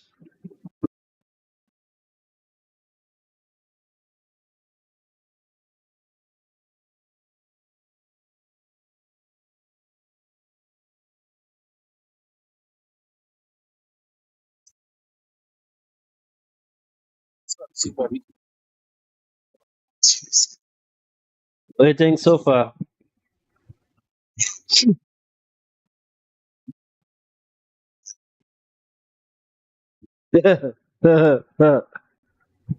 Caliban.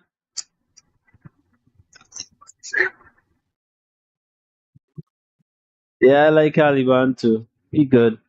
He was shit before though, but after the rework, he become a bit godly. So it's good. We be on good terms now. So you guys think of the animation?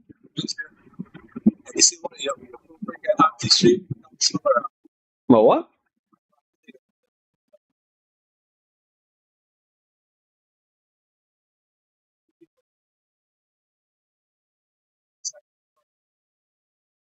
What you guys think?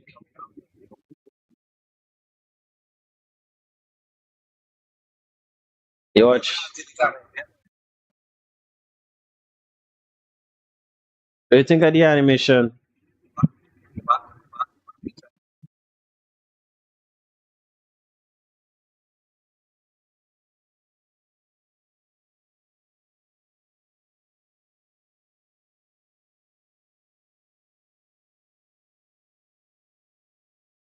My stream right now?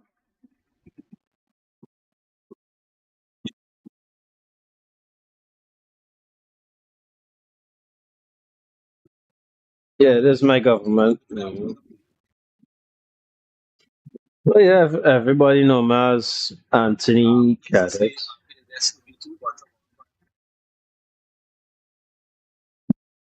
Uh,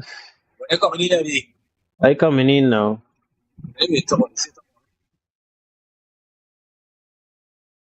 Let me set up my account. I set an update. Right, so this year is good.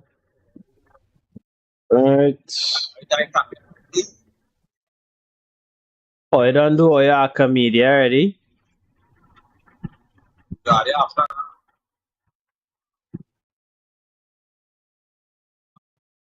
Yeah, I'm coming on now. After I spent like close to 2 hours, 2 hours, working on this animation here.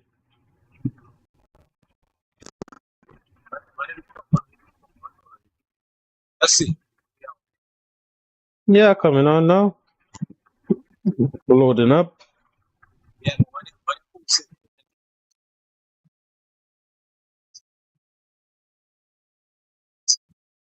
Yeah, we'll do that. I don't be bashful. Eddie and all started a video channel. You feel like all they invaded. Mm.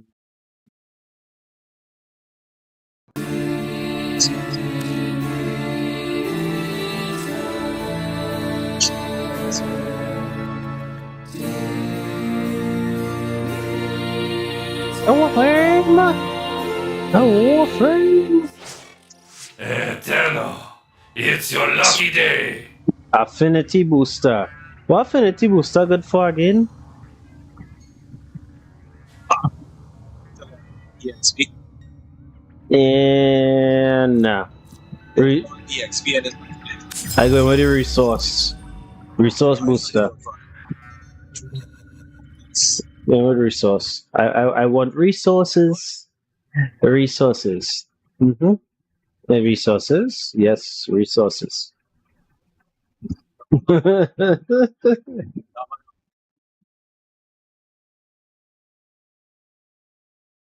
Never play Wappy before.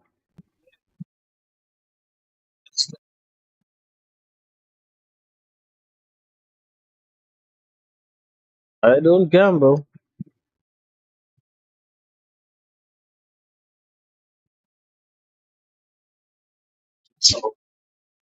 Keep gambling.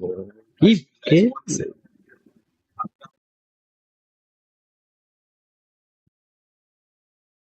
Let's go gambling.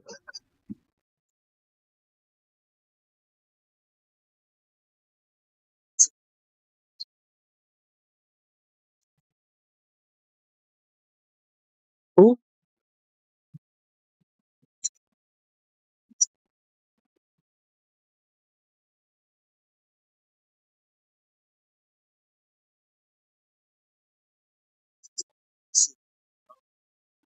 It is no the willpower when you see you trying your best to stay awake while playing this game.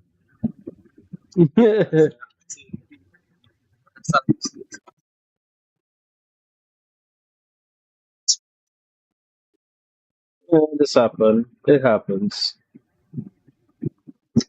It happens.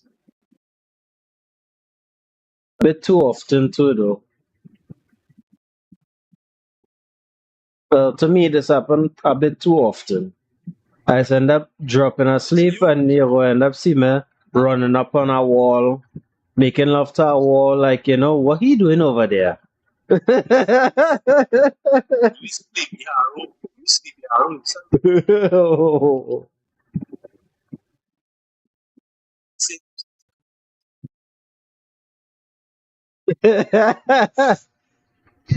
Stop talking about sleeping. You see, we had a hypnotic voice now. Go to sleep. Everybody realizes everybody who said they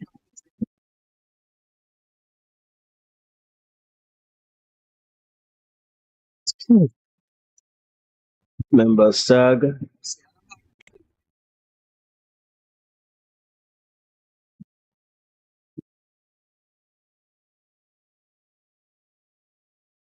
Oh, that's nice.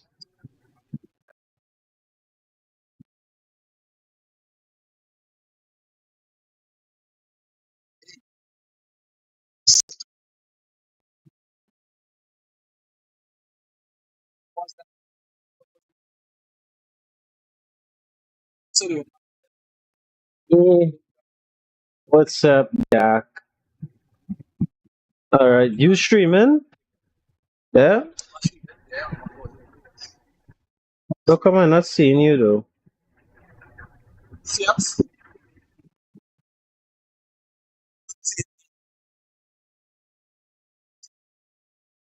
Usually you'll pop up on my thing here unless you change your picture.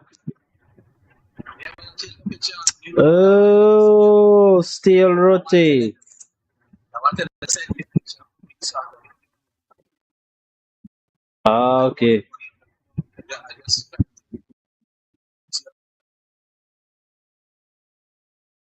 Okay, okay.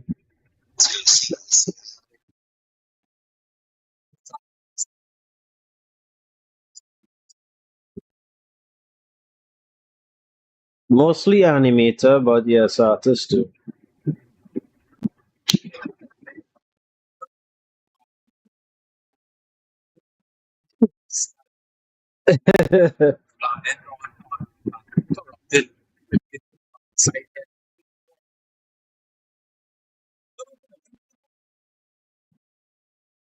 Well,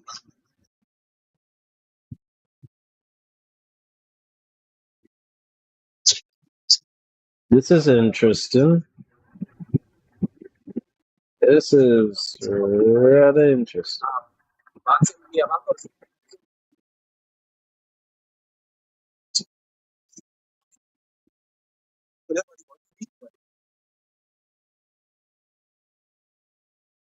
My mind's telling me no, but my body's.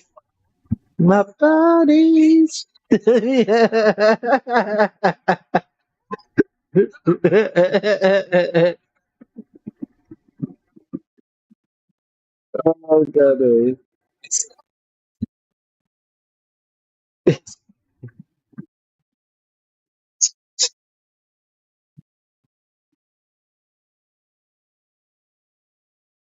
Yes.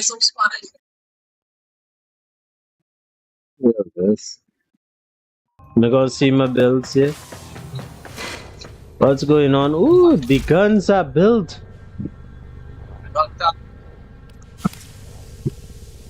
Nice.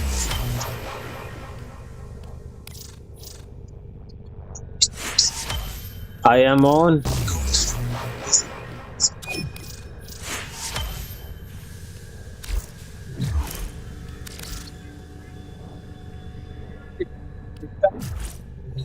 I am here.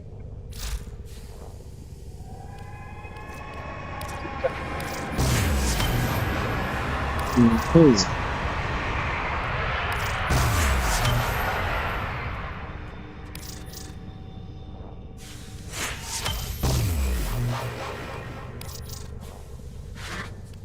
Ooh.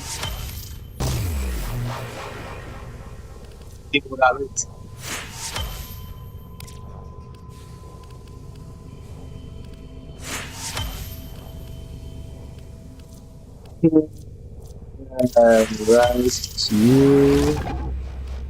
And wait, did this say not own one?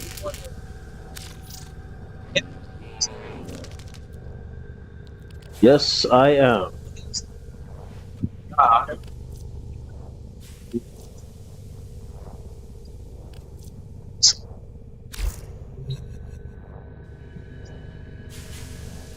Huh.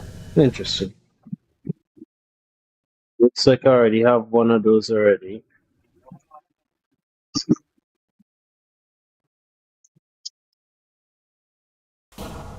Okay, so let me see what I have to build.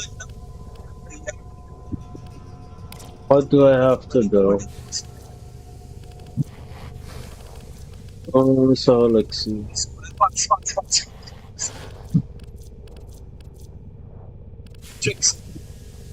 Huh. Alright, nothing in that. Somebody left? Who left? Somebody left. Okay. Right. Hmm.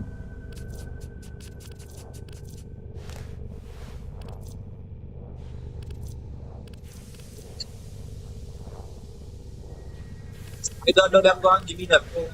Yeah, well, you see what that Christmas tree. That Christmas tree. It's like you got there going on.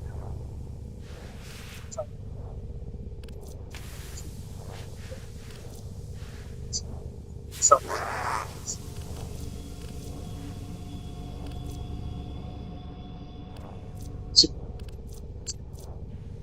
Yeah. but it look nice though. It look nice. Christmas tree. To put in your arm. It look nice. You think? Nice. Nice with the boxes. Wait, everybody, where everybody else? It's just only me and you.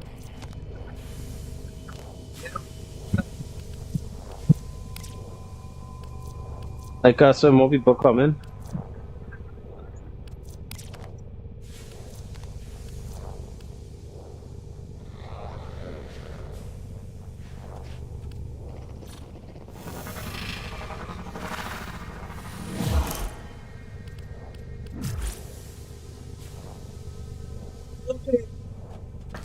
Diwali.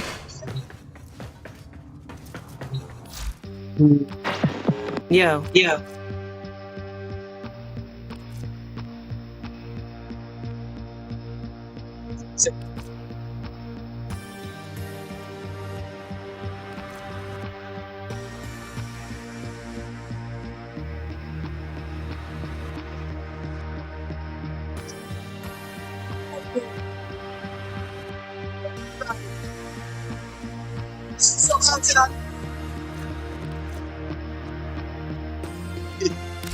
Yeah.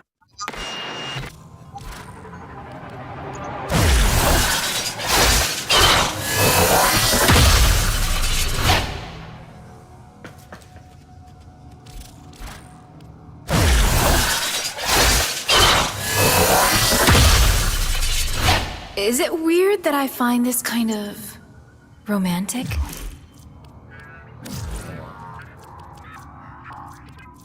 Not at all, darling. Not at all.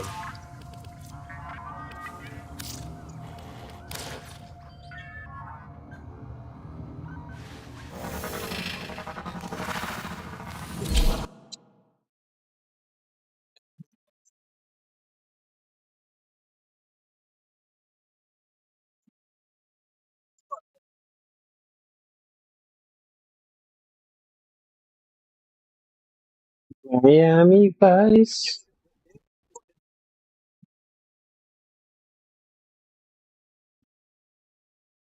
One by one. What going on in Arcamedia this week, boy?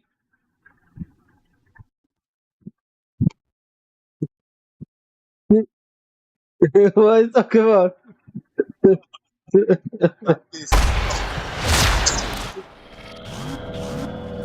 These foes deserve your respect.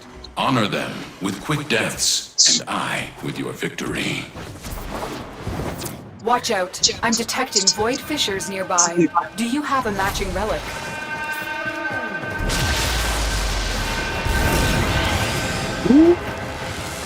You're near a fissure. That's a special. Feel my wrath! Collect reactant to open the relic. Be aware. Only corrupted enemies will drop it.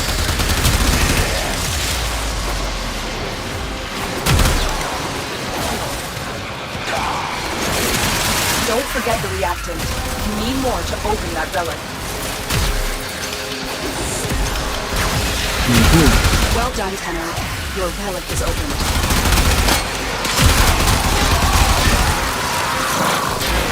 Here we go. Here we go again.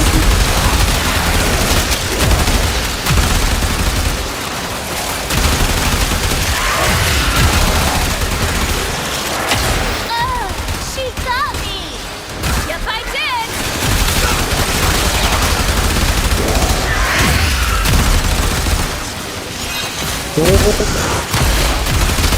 Long term hero. Here my. Go. That's somewhere.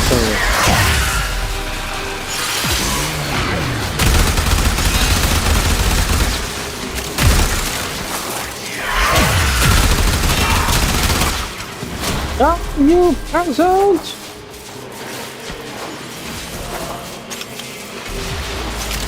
10%.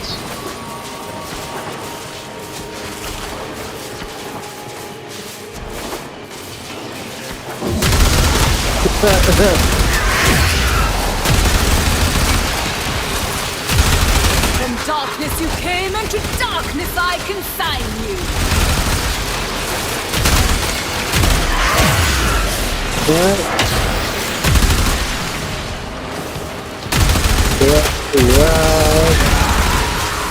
Can't see nothing, huh? Now you see me, now you don't.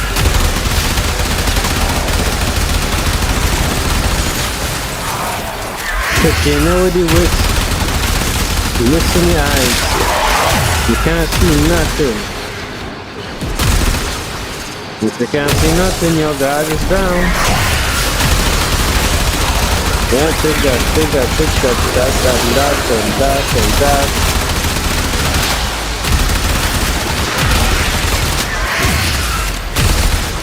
Don't be playing your shit with me, brother. Why are you not front up, dude? Why are you running?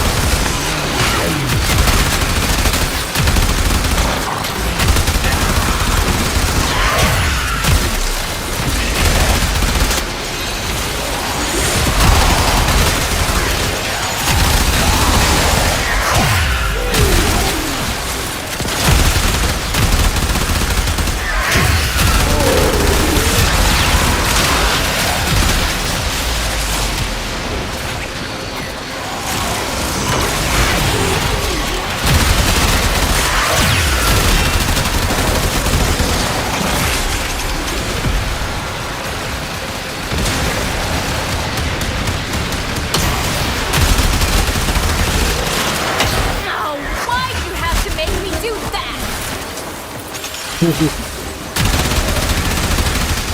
Oh god, it's so reach. The booty is mine, you cannot have my booty.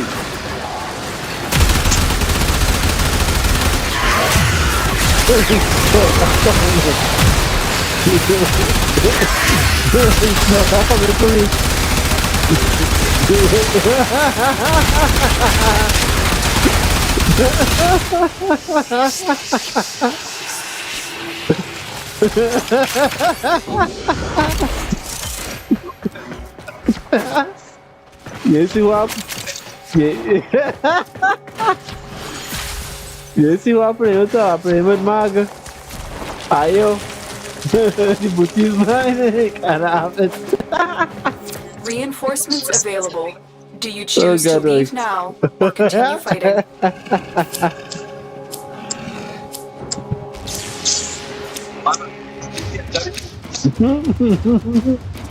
Hey, my fault? Yes. Yes. I don't have this particular vote part. I need to yeah.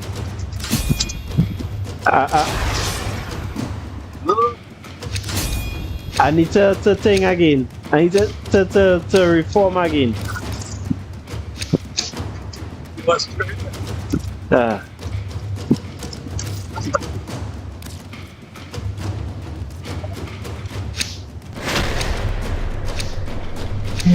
Keep fighting.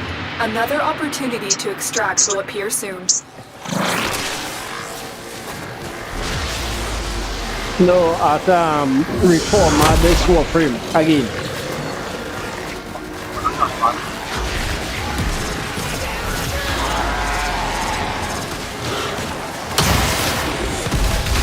Oh boy. Here we go!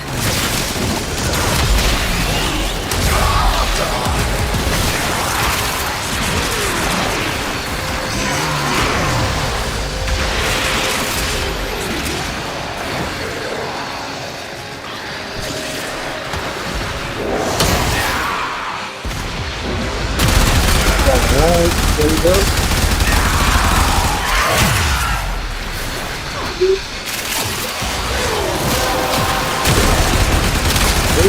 The relic has been cracked open. Finish your mission to find out what's inside.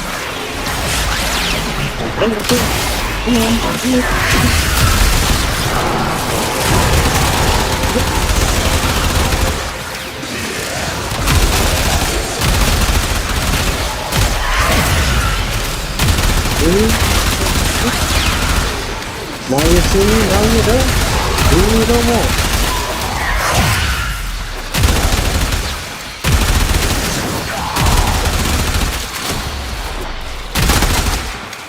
Goodbye.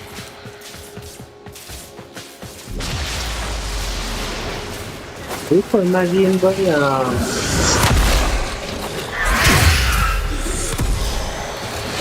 That warframe, whoever playing that warframe there with the all ego ship warframe. Watch out! Some of that, Incoming fire!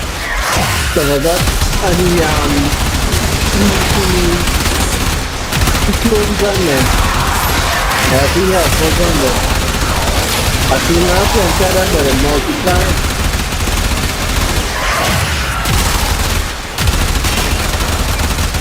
So that's just something.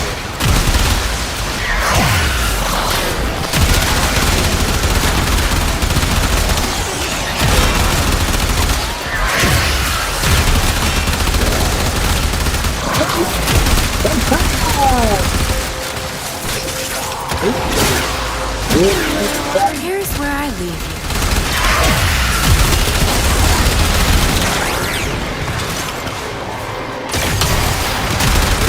Done and done.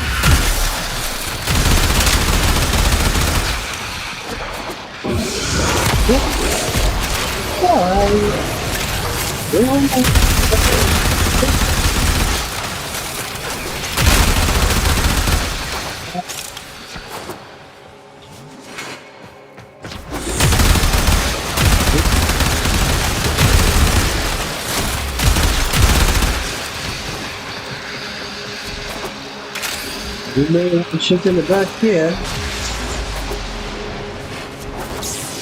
The inspectors are then going to father.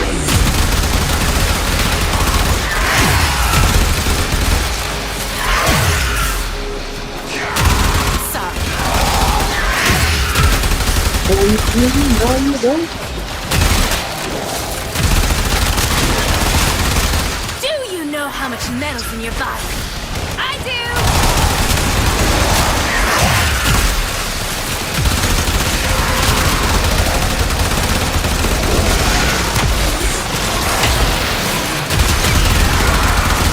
Too much power.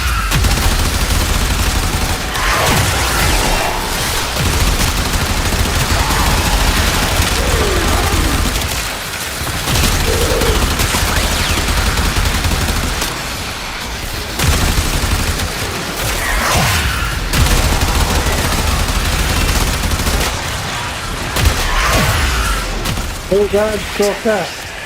The booty is mine. You cannot have the booty. Leave me alone. Big dog. No, that's okay.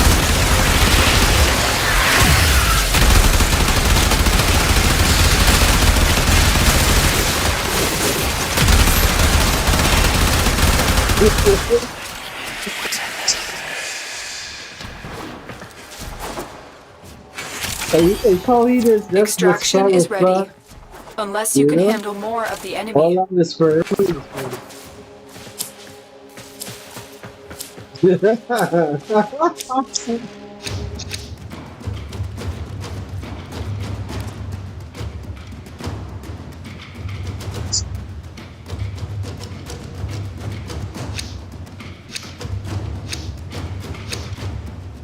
Very. I need to format this rough in the one.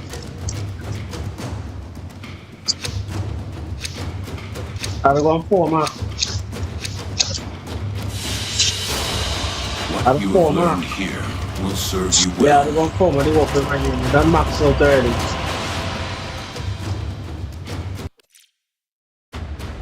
I'm formatting already. I'll format my unit.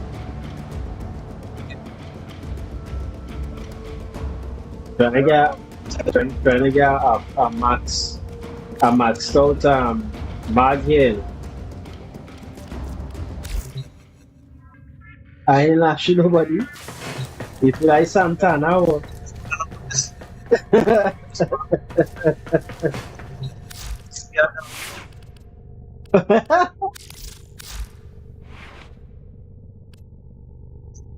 Designs I like.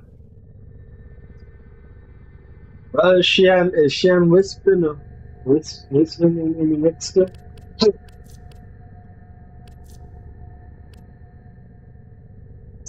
GT.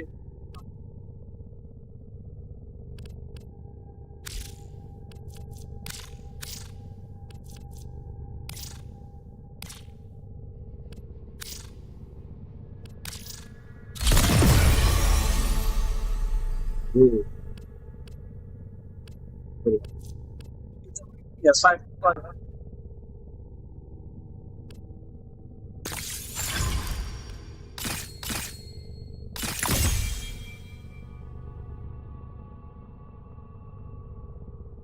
Operator, the system needs you.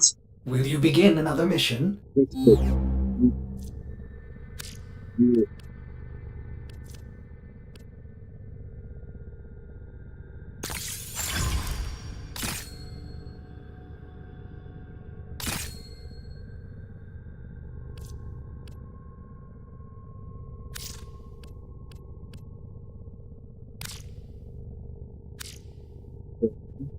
That's good.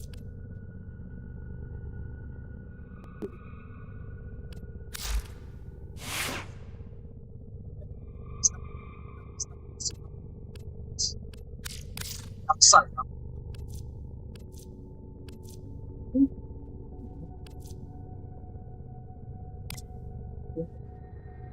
Good.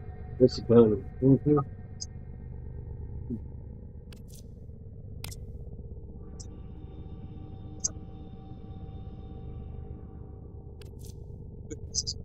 The the EF5, EFV5 Jasper for Jupiter.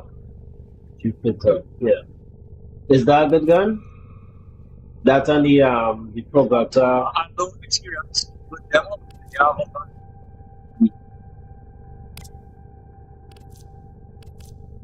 Yeah, 52. Mm.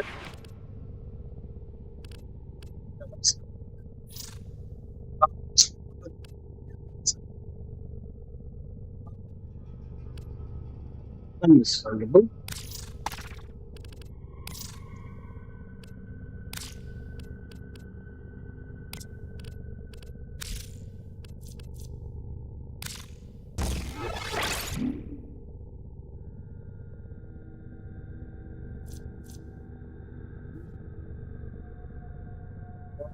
That's valid. That's valid. That's valid. Very, very respectful.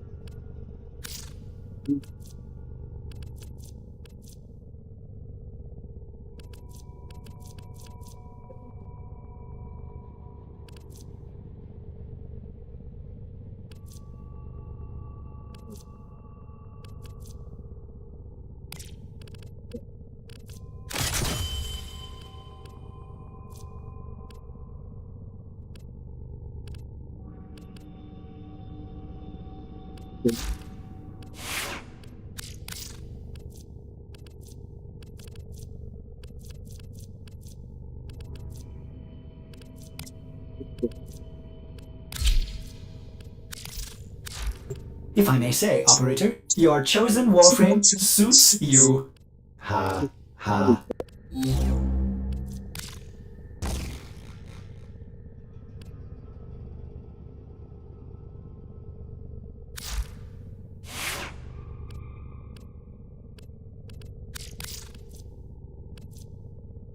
Okay.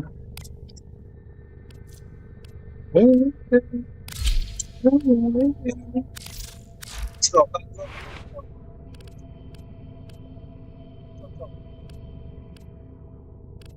They come after you.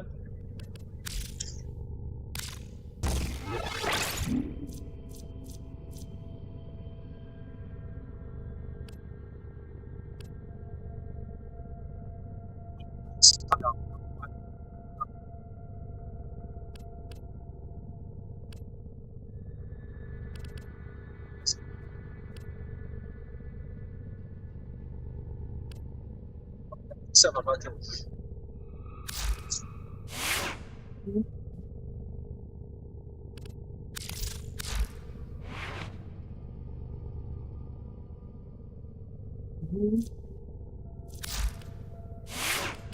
Whenever it's done, that people.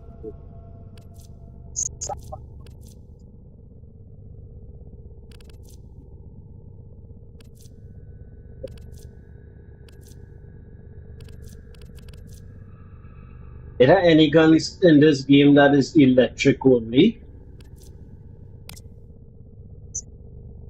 Yeah, any guns on them that electric only.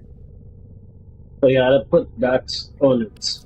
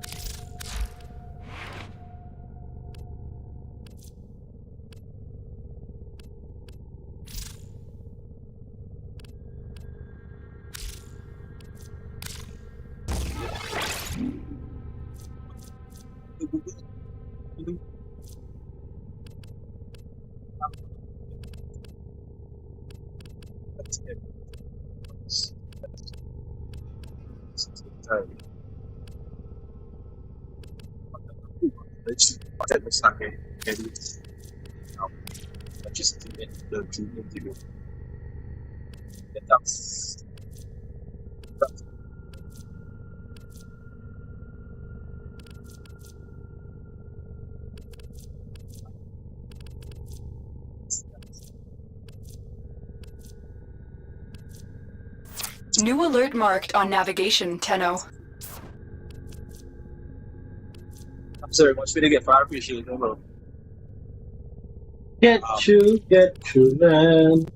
I see the already there. No, you don't know. Yes. I said the invite. You start.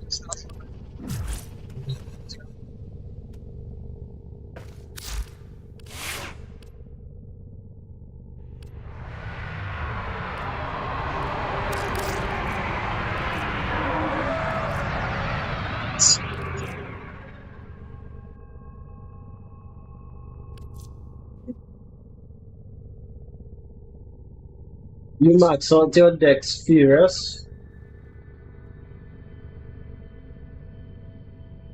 Yeah? Yeah. I don't have that. I have the Dex. But, you know, they get the girls in the game.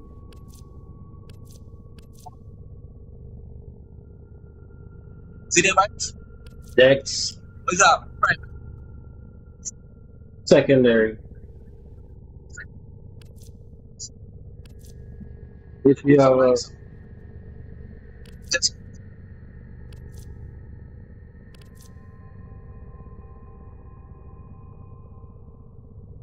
It's got boot up. Oh, anyway. see sorry. Sorry, listen one.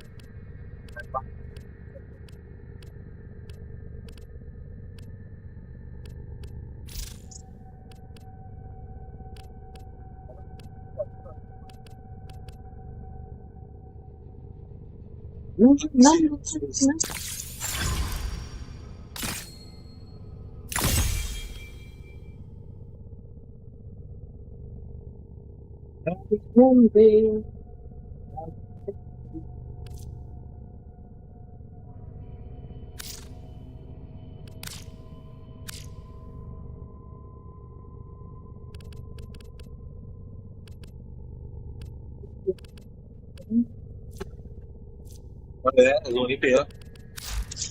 You can't do it without that. Go.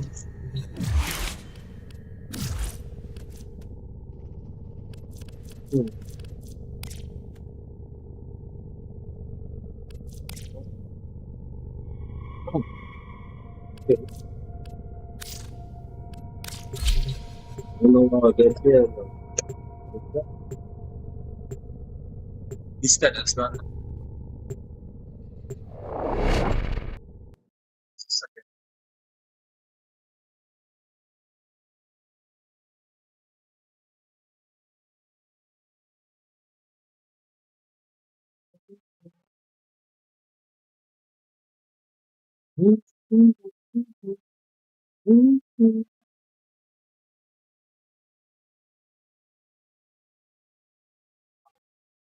What's up?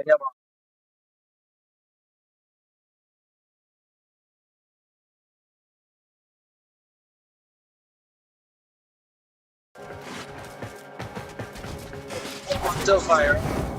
The art of combat must be practiced to truly master the canvas of war. Watch out. I'm detecting void fissures nearby. Do you have a matching relic? You found a fissure. Look out for reactant. Sorry.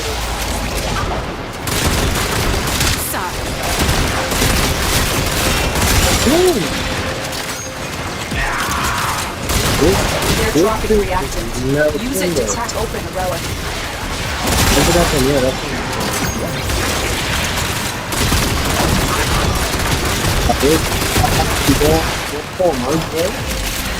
Keep fighting. Look for more reactant. It takes so goddamn long just to do.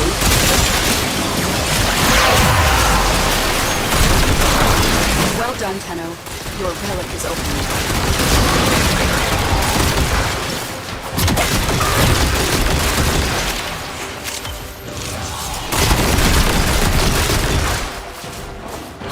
No, this one's so nice. This one is so nice. No, we got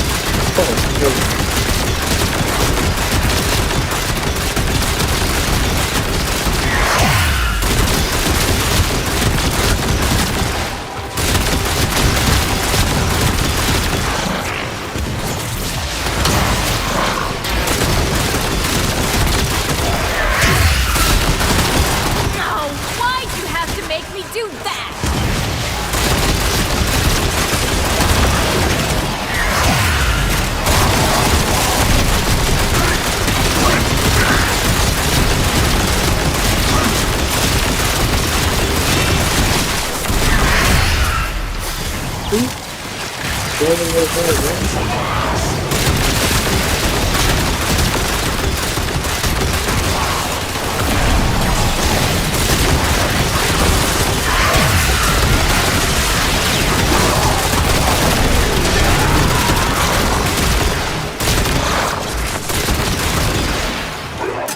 get to festival.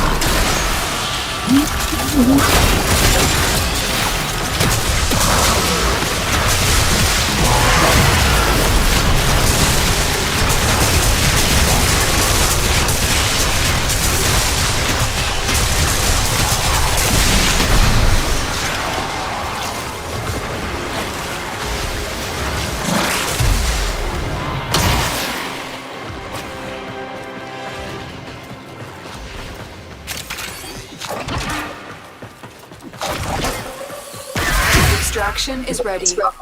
Unless you can handle more of the enemy.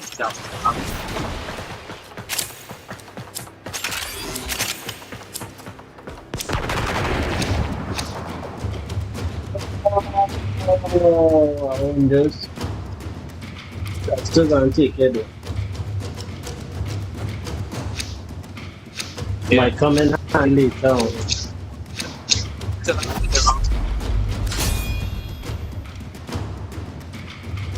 Let's go.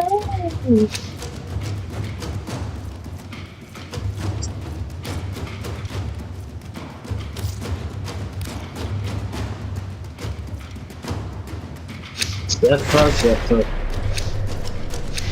See you later.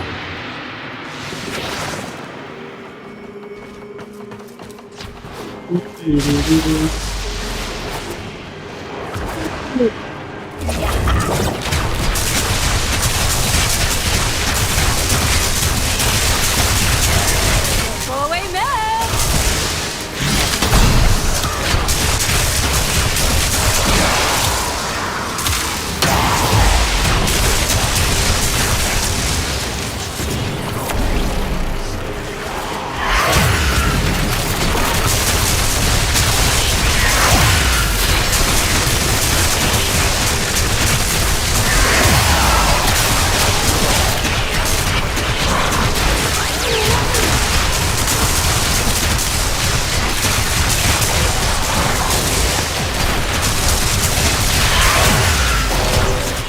Vai hoje toca no toque. Demais. Ok. You have collected enough reactant to open the Vale. relic. Vamos matar,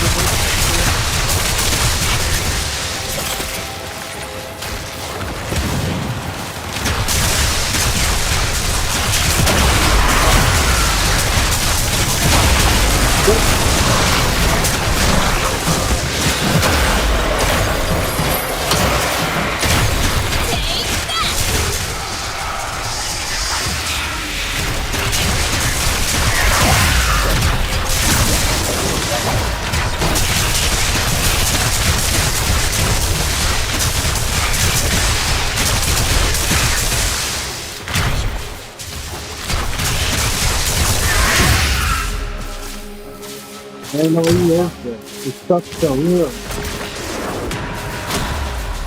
Está tão.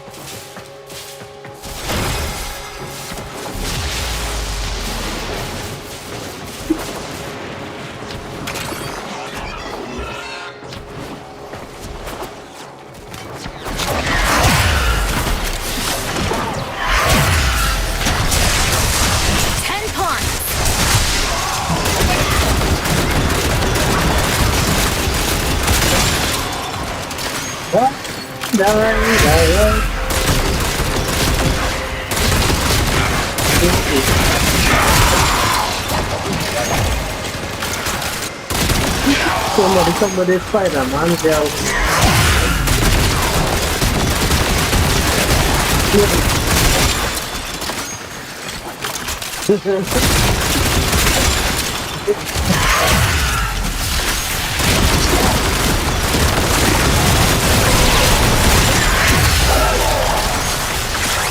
You can't see anything.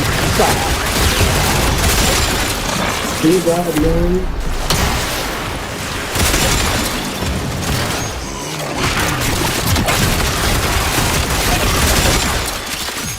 Easy fucking stuff.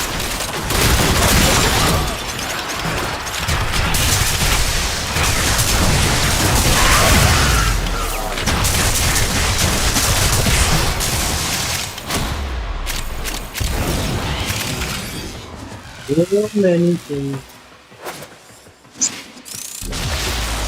One, two, three, five.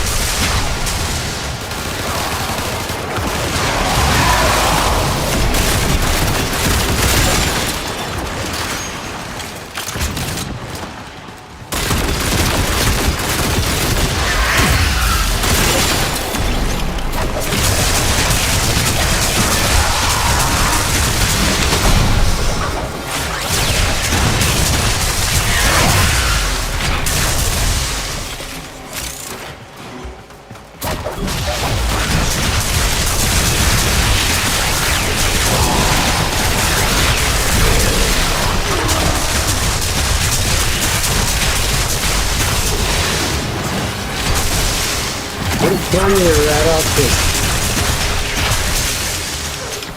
Which one is better? So much for diplomacy!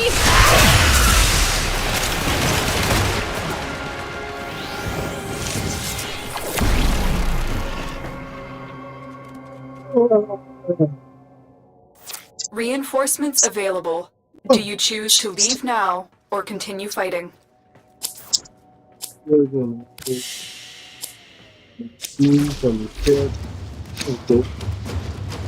Let's see, Persia, Boston.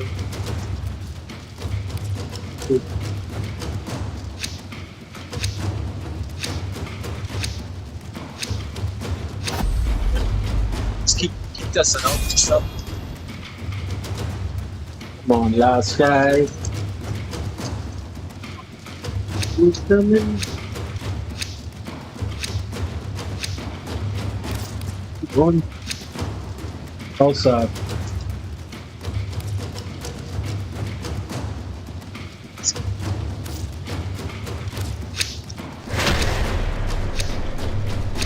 Keep fighting. Another opportunity to extract will appear soon.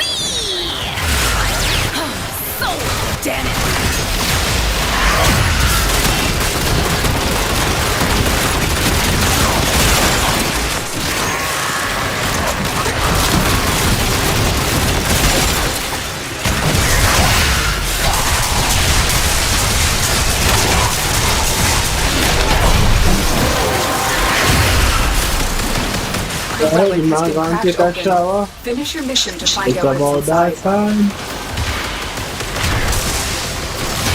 Taking fire! A full shower is going to make you sleep very well. It's that.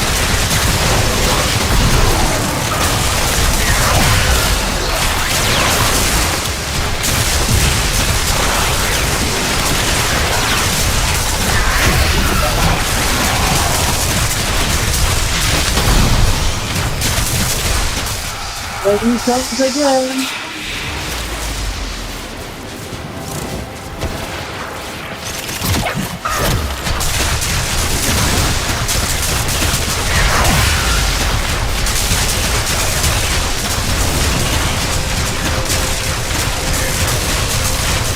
From darkness you came, and to darkness I consign you.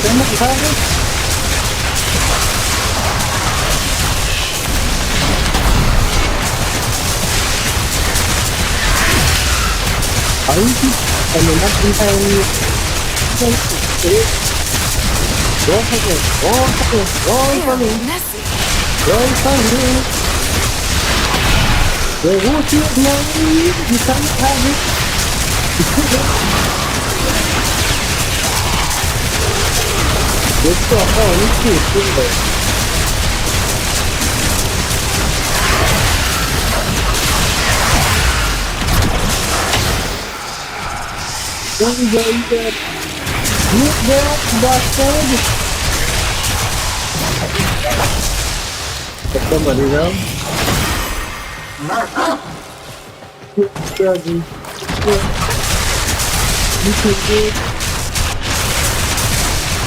Contact! Things just got real.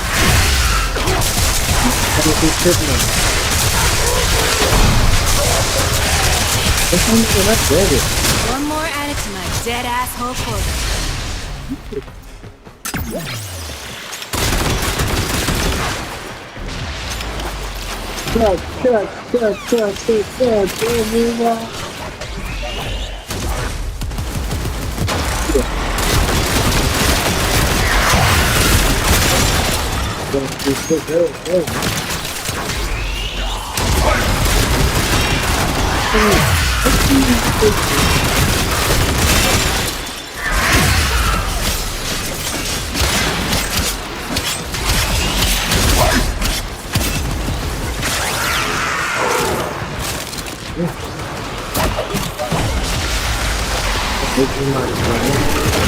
Careful, my face,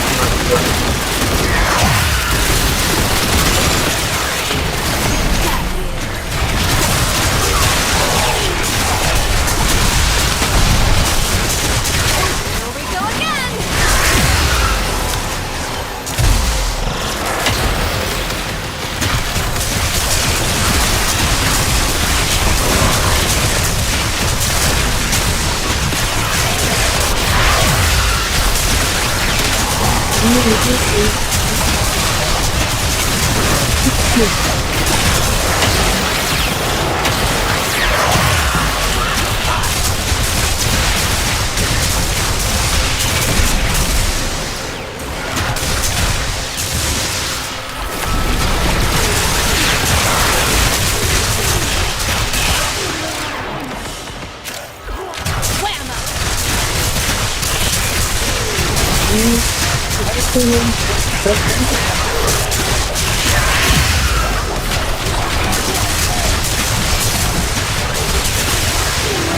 do you like it?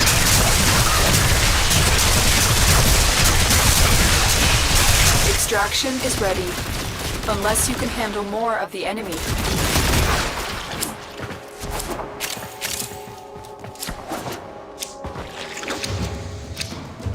Oh, we are the mountain. Hello.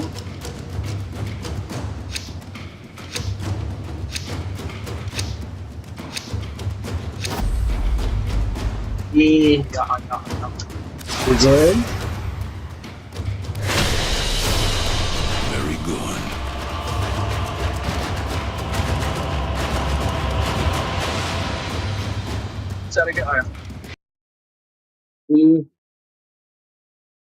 Let's see the lollipops at Bill vote now. If I said Bill vote, that'll be good.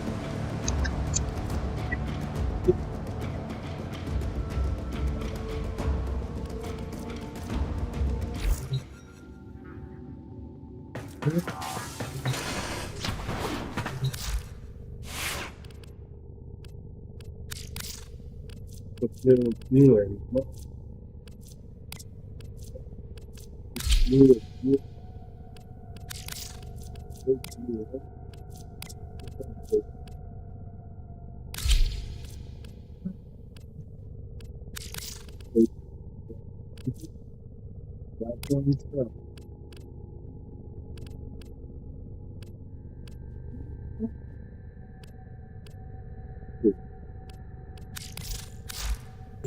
Well put together, operator.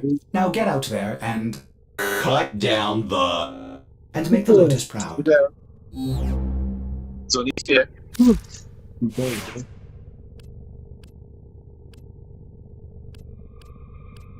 He's a pretty guy for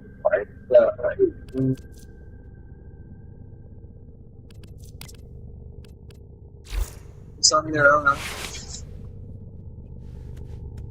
Uriel destroying the place. You see Uriel ulti. I would say one of the ulti was the secret team to happen. It's just us.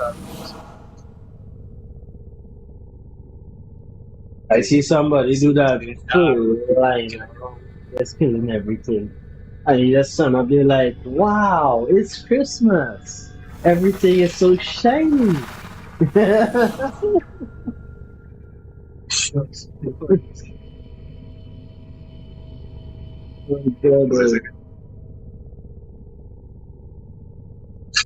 You see, he's one of them. Man. See that TikTok? What was that, what? See.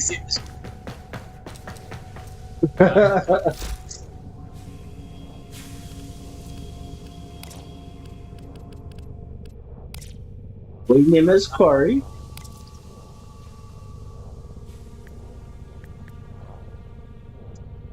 God, I'm missing one more part for both. When in Cetus, do The not drink chassis. the kombucha. You are incapable of producing the hydraulic effort required to unstick your tongue from the roof of your mouth the following morning.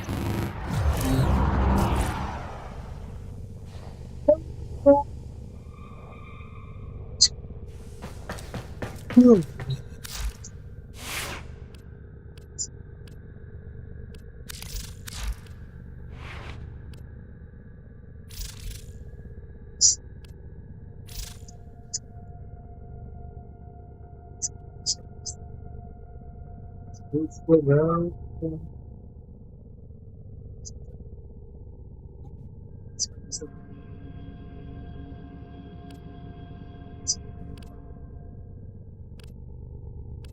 It's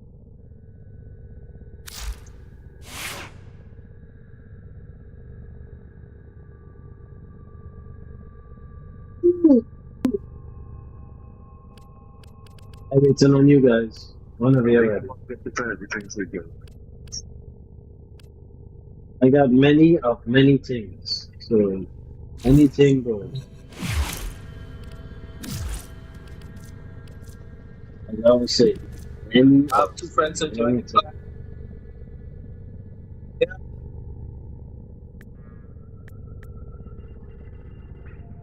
anything.